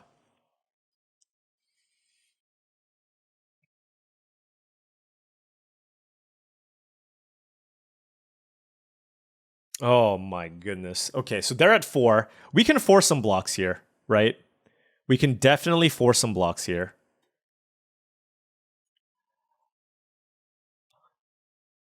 This definitely attacks. I can give this trample. Or do I give Bloomkin trample? This attacks. This attacks. This attacks.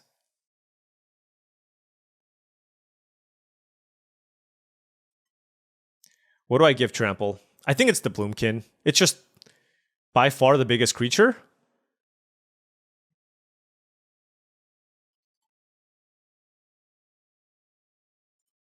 All right.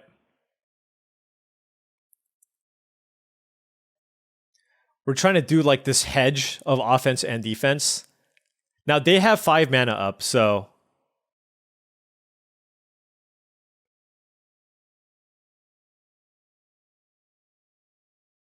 okay.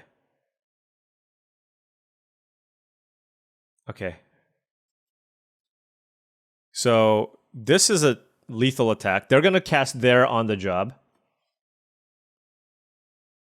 So now we are going to cast our On the Job.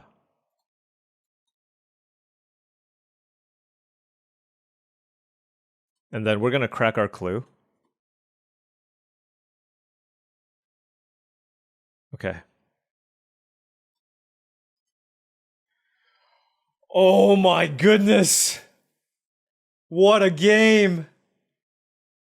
What a game. Oh man. All right. That was a lot of work. That was a lot of work to stay alive. We are 1-1. We have so much more Magic to play. All right. Quick update though. This is the deck that we won with, so we're going to stick with it here. I actually cut the Griffknot tracker and am deciding to play an extra Offender at large. It's a face-down creature, which is really great with the Tunnel Tipster. And so with the 2 tipsters, I think I'd rather have just this face-down card over the relatively underwhelming body of the tracker. I don't really have any synergies to go with this as either. So I just want to have an extra thing that in the late game just proves to be another large body over the tracker. So that's what we're going with here. And let's see how this deck performs. We have a lot more Magic to play.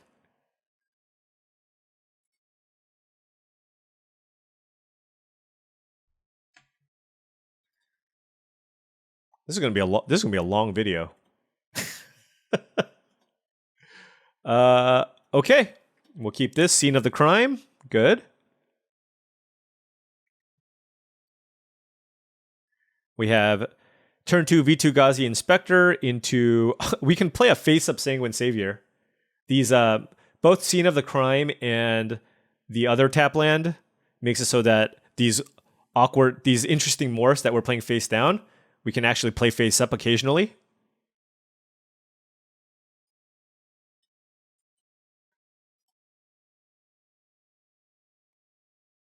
I mean, we might still want to face down if we want to attack, but...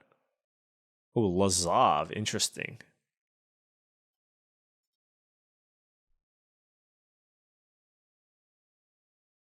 Well, now I want to play the Tipster. Yeah, let's go Tipster. I should have kept up Scene of the Crime here.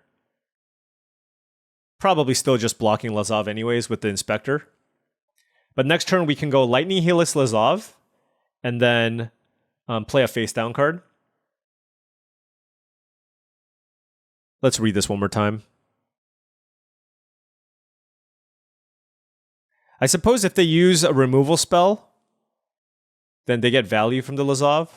But if they have Toxin Analysis, I mean, that's fine. It's like they don't get to play their turn 3 card this turn, which I'm more than happy with. Whenever you sack a clue, it may become a copy of a creature card exiled with it until end of turn. They haven't exiled anything yet, right? So yeah, let's just go ahead. Actually, they're probably going to crack that clue end of turn. No. I'm just gonna cast this now. There's no 2-mana counter here. Yeah. And then let's play a face down Riftburst Hellion. And this will grow the Tipster, and next turn we can attack for potentially 6.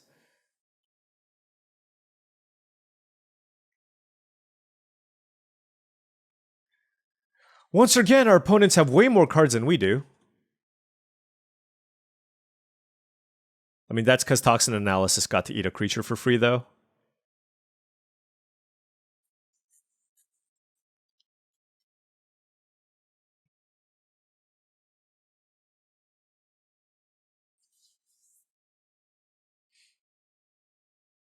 I actually am not... I don't think I want to flip this up. I think I just want to play another face down card.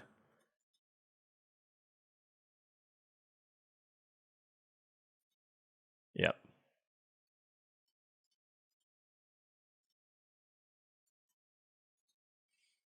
I want to just grow my Tipster and just have a bigger board. Because I have this as an option next turn. It's just such a tempo loss if they kill my Riftburst Hellion. Like, I just have nothing I can do to follow that up.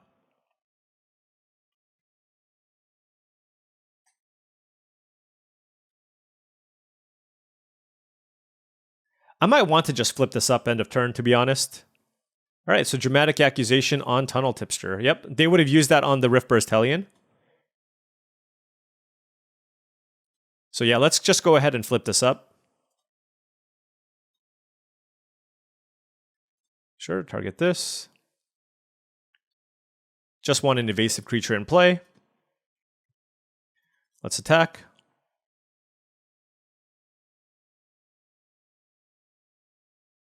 Let's flip it up.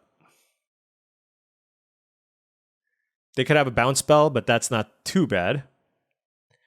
And Lightning Helix was a good draw. And we have Scene of the Crime, which now we have the mountains, so we can just crack it. Looks like they're going to shuffle Tunnel Tipster back in. I think at this point, that's a good plan, because like if I draw a Tunnel Tipster now, I won't be very happy. I just want all of you to know that I'm not very happy. My opponent just played a Vein Ripper. Flying ward, sack a creature. When a creature... My gosh. Okay. Well, we're attacking. We're playing Undercover Crocodile. I mean, we have a 6/7 and a 5/5. Like, hopefully just the bodies on these creatures are just good enough. Because I can't really kill the Vein Ripper.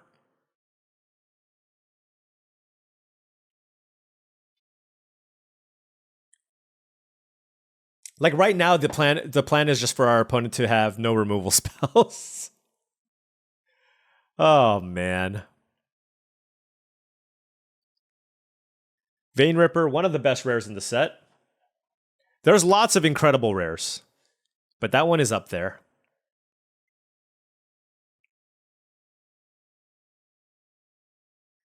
Let's crack this clue for a little more information.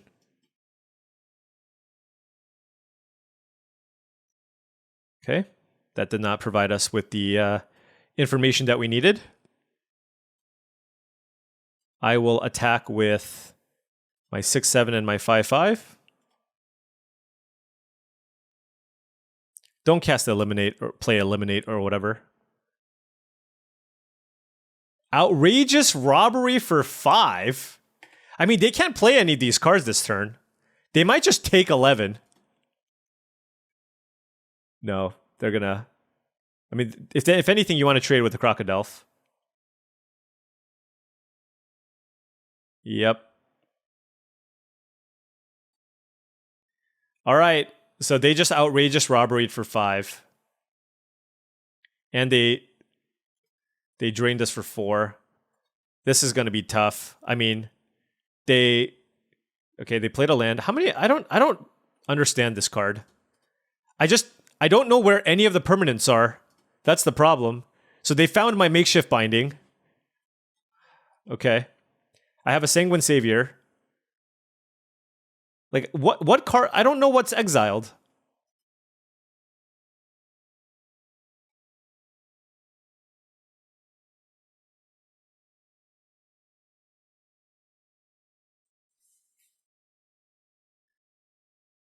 Okay, they hit Hedge Whisperer and a face down card.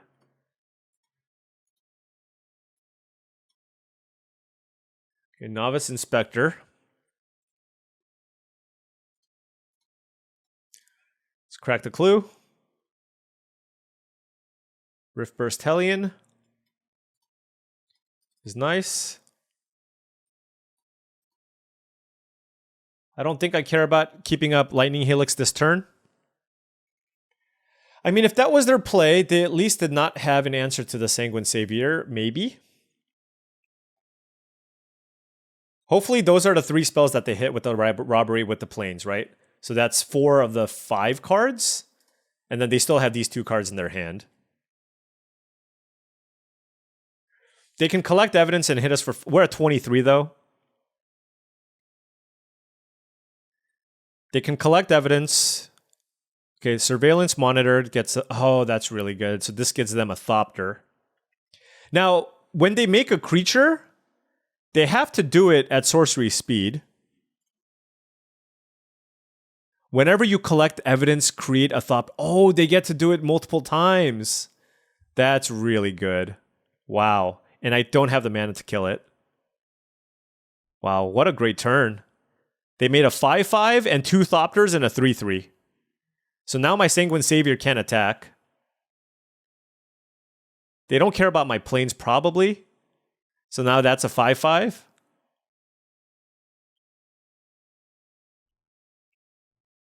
I can Helix the Hedge Whisperer. Yeah, I can Helix the Hedge Whisperer. So that I don't have to deal with this 5/5 anymore. Man, and then we drew the tipster again. Huh.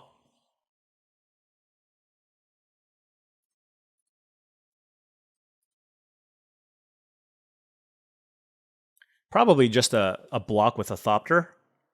2 Thopters. I have 7 mana. I mean, this is probably just something gigantic, right? Yeah. So they can keep making...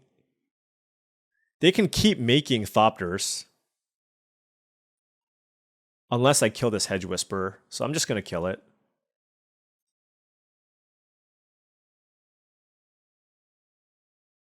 And just hope they don't have a lot of other ways to collect evidence. I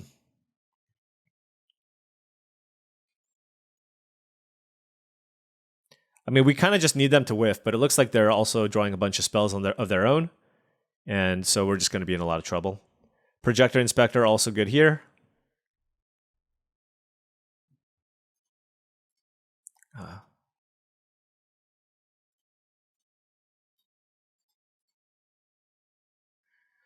Must be nice to have rares.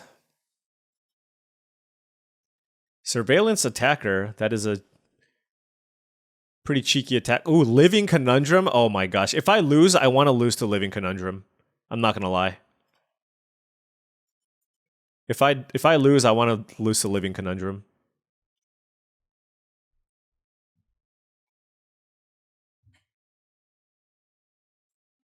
How are they going to block? They need to put Projector Inspector face down. If it's just Thopter and Projector Inspector, it's okay. I hope it's like Living Conundrum plus... Okay, it's just with the Living Conundrum? Alright, well. Here you go. Ate that one, and then we'll just play this. No hand. Riftburst Hellion, they have nothing as well. So it's Riftburst Hellion versus whatever this face down card is, and we're just top decking. Now, they do have Projector Inspector, so any detective they draw, they can loot through their deck, although they only have one card in hand for the time being.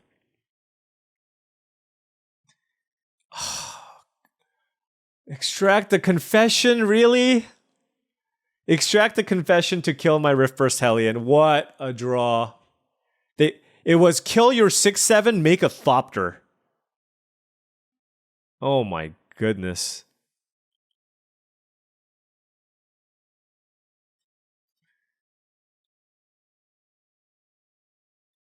I think I want to block the Projector Inspector here. And yeah, now we just need to start just chaining a bunch of awesome creatures together, I suppose. I guess at least the Tunnel Tipster grows here. I mean, what is this face down card? Ah, I see. All right. All right.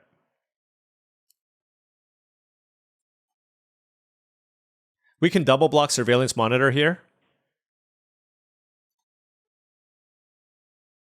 Don't think that's going to happen. Oh, man. We need you to, like, whiff for a turn. Can you just, like, draw, like, a couple lands? Please and thank you.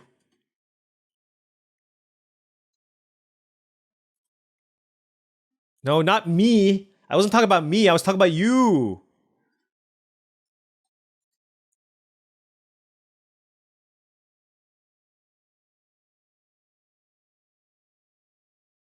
Tough spot for the opponent. Probably just, you can just block with the Surveillance. Dang. I mean, I gotta flip this up, right? I gotta flip it up. I gotta get in every point of damage where I can here. I'd rather keep this a secret, but I gotta get that extra point in. All right, this is close. We're at 6. If they whiff, I mean, they are winning right now. We need to find something good. Or a land.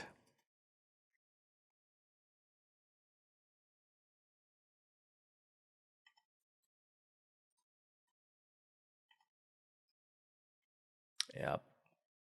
This is unfortunate. All right, so let's take a look at their deck.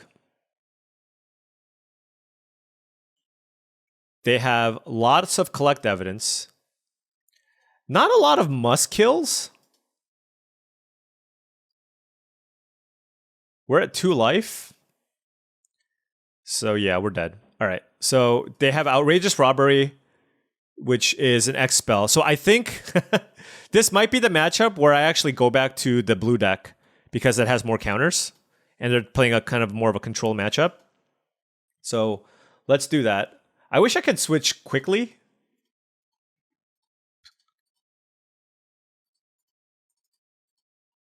All right, so let's add the blue cards.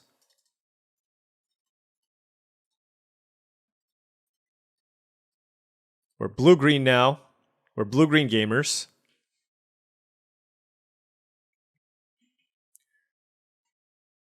Didn't see that many flyers. That's pretty good against blue-green. Oh, of course, those cards. This could also be good. I mean, are we going too deep with magnifying glass?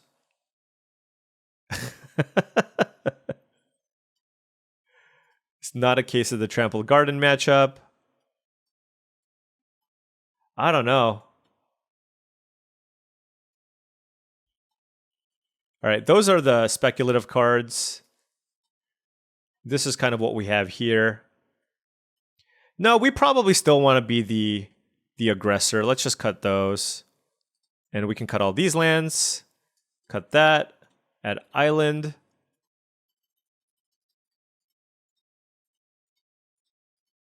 All right, and that's our deck.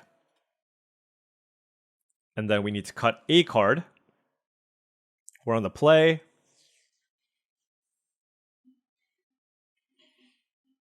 I do like the deuce in this matchup. With what they have going on.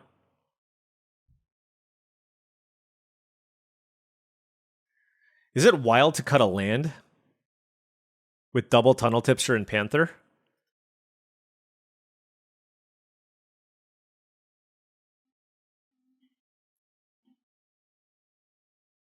Let's try to be a little more aggressive maybe on the play.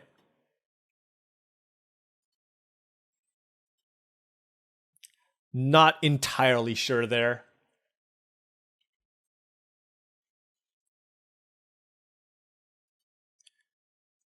Deduce is probably good. All right, let's play. This is sadly a mulligan. Yeah, it's a mulligan. All right, and this is an unfortunate keep. Need a green source.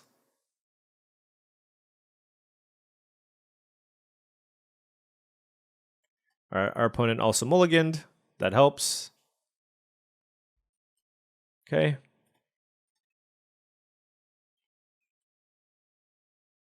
Gravestone Strider. Okay.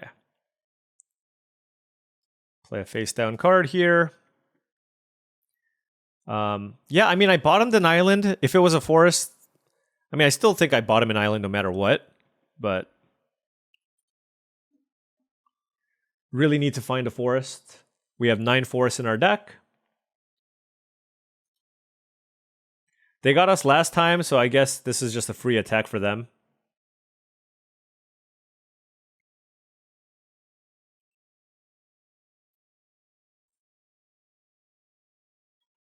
What is this?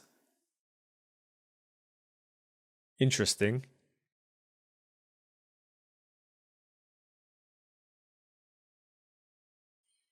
What do I want to do? Let's just attack.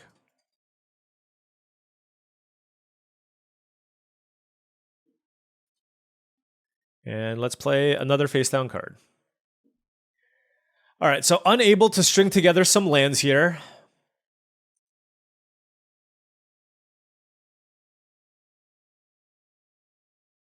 That's a Lazov. Probably want to use Dramatic Accusation on that.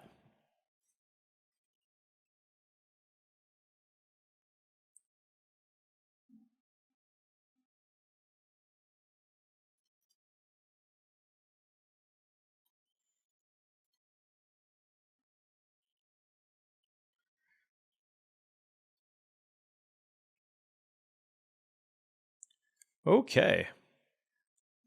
I wonder if actually I should just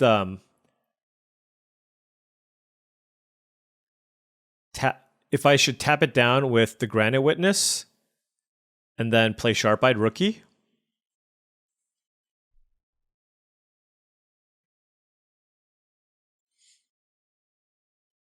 Like, I can attack with this, tap that, and play Sharp-Eyed Rookie instead of Dramatic Accusation.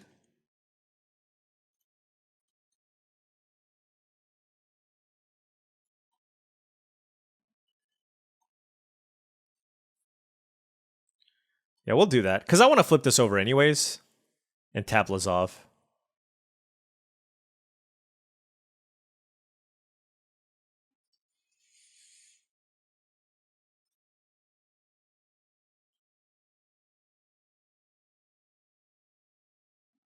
Then now we have a big flyer. We have a Sharp-Eyed Rookie here. We can use the Dramatic Accusation next turn. Are they going to keep up a bunch of mana?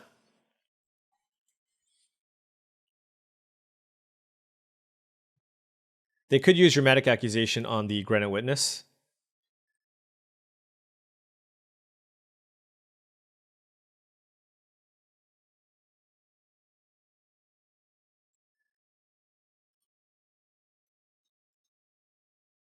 Do I want Graveyard Hate?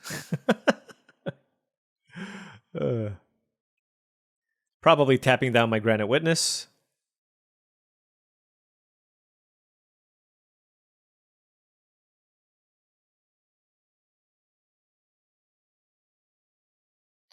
I don't think I want to trade my Sharp-Eyed Rookie. We're giving them the option. Let's go ahead and tap down Lazov, though.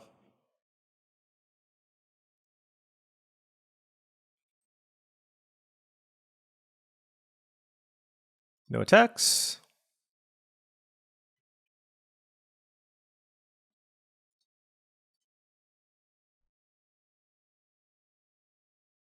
Okay, their Crime Stopper Sprite's getting in. We still have this Granite Witness. I'm surprised the I'm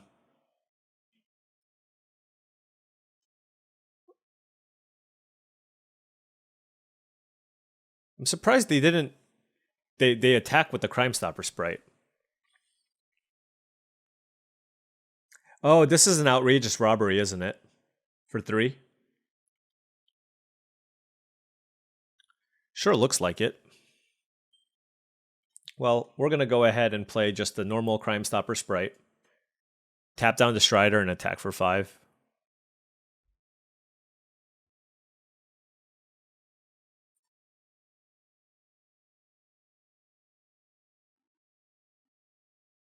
What do you have to do with the Gravestone Strider?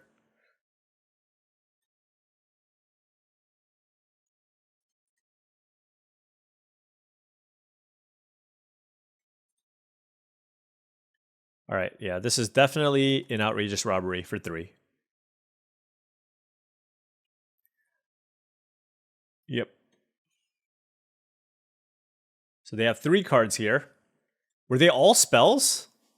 I don't even know how this works. I think they hit 3 spells.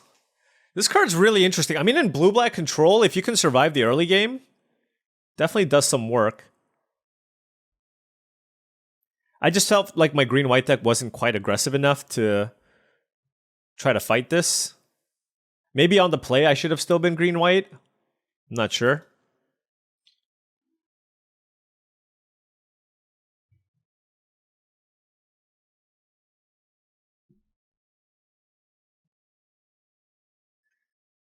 Okay.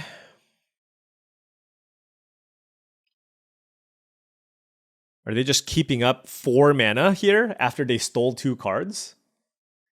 Wait, and they're attacking me with Crime Stopper Sprite? Okay, well. They definitely have something. I don't know what that something is. It could be a Lost in the Maze.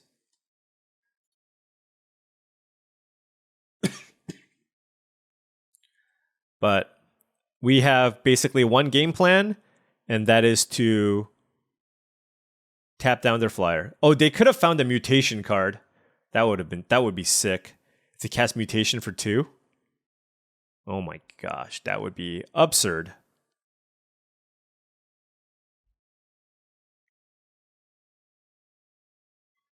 It is a Lost in the Maze. Oh, man.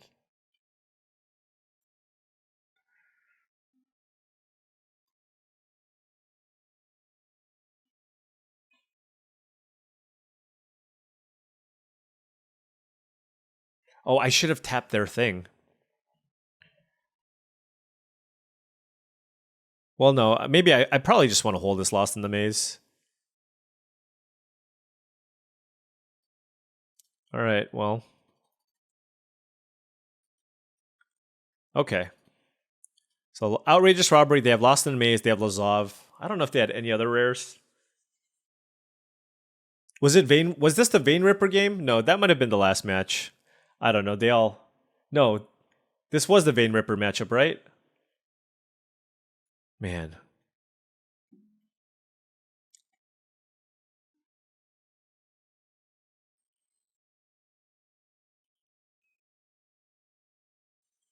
I don't know how we're going to beat this. I do not know.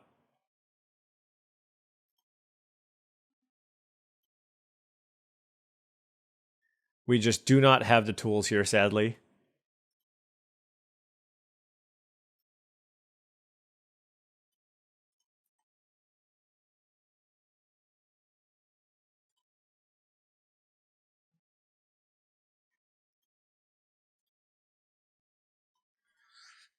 Oh, yeah, Outrageous Robbery is. I mean, it's been very good against me. I'll say that much. All right, second Projector Inspector.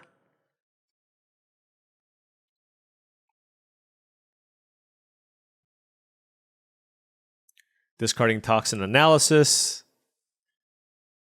I mean, what do I even do here?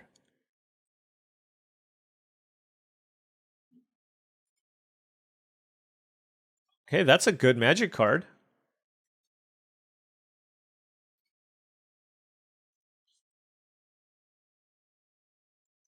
It'll draw us a card.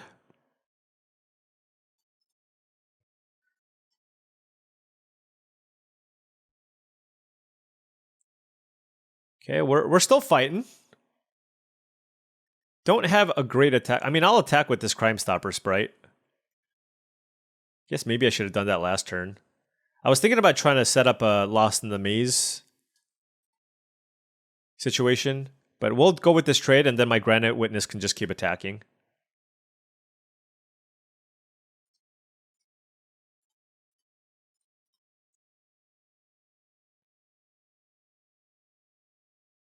And then we can... Ooh. We'll play this face down. The trade is actually really good for us because it just keeps feeding our graveyard here with the Evidence Examiner.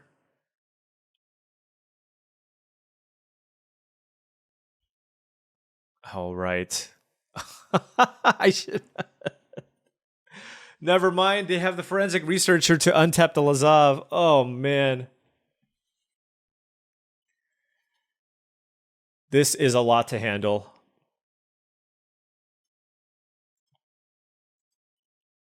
Yeah, I should have shuffled this back in, I guess. I really wanted to play this Snoop, but now they're going to get a clue here, and they can keep untapping with the Researcher. That's not ideal.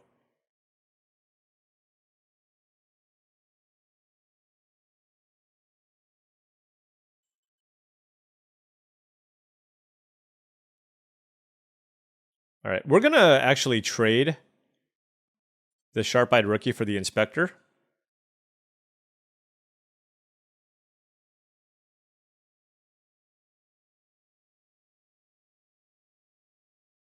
And let's see.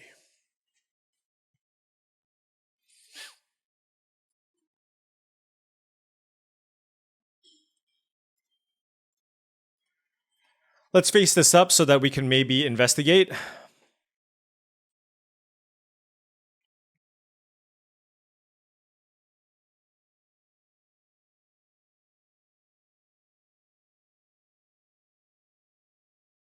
Do I want the island or do I want the reasonable doubt? I'll take the reasonable doubt, I guess.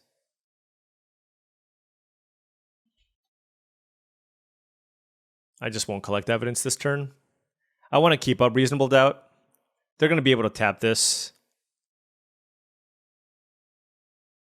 Yeah, they get to make a Thopter too. Yeah, this is gross.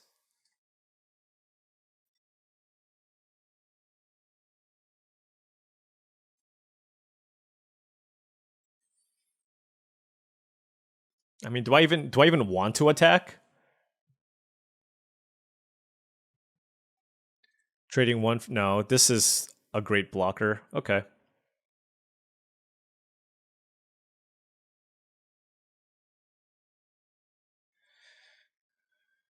Okay.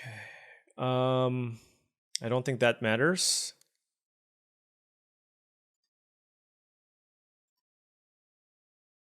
I can shuffle the Lazov back in, end of turn, but I want to keep up reasonable doubt here.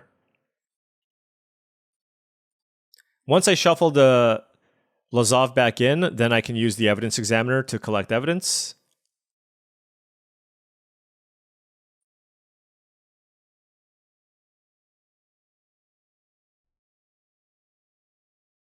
I can use Lost in the Maze to also counter a removal spell if they have that.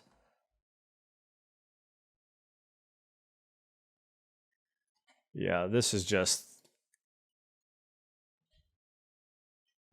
a little too much value here.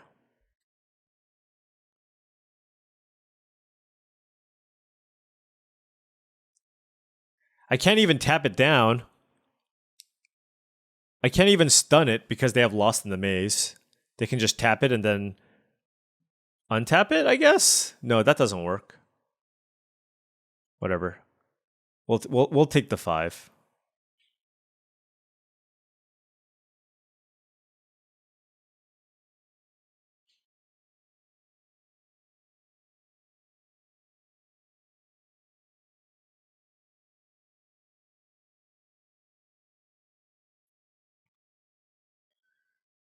They're debating whether or not they want to send in their Thopters. It is a lot of extra damage. They can also tap my Fairy Snoop and make more 1/1s. Yeah, this is very close to over here. I can double block. Do I want to kill the surveillance monitor? I don't get to investigate, but this monitor is just making them a 1/1 every turn. I mean, they're going to run out of gas, right?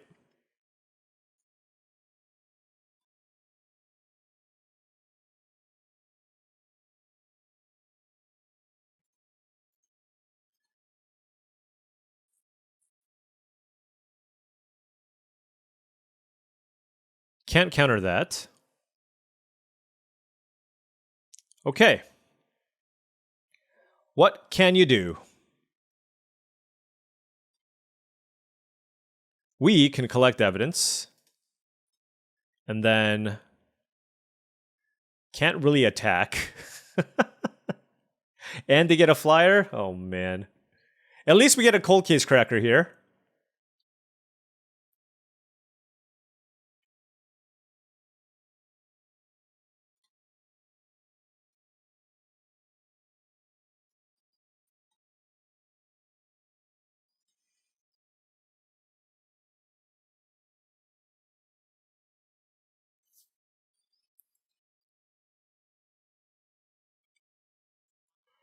Ugh. We are getting absolutely destroyed.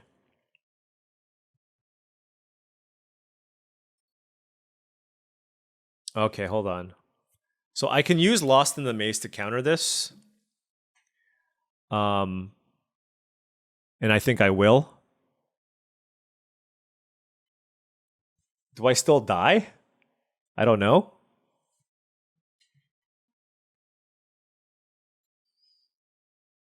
But I want to save my cold case cracker, I think. Although, is this like the route to victory for me? But I just don't have enough to get there. All right, let's...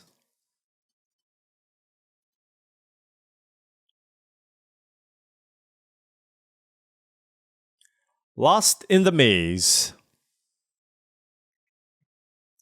Let's target this. And let's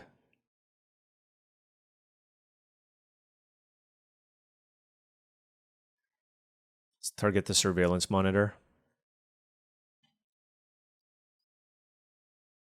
It doesn't really matter because they have the forensic researcher. I could have targeted the island too.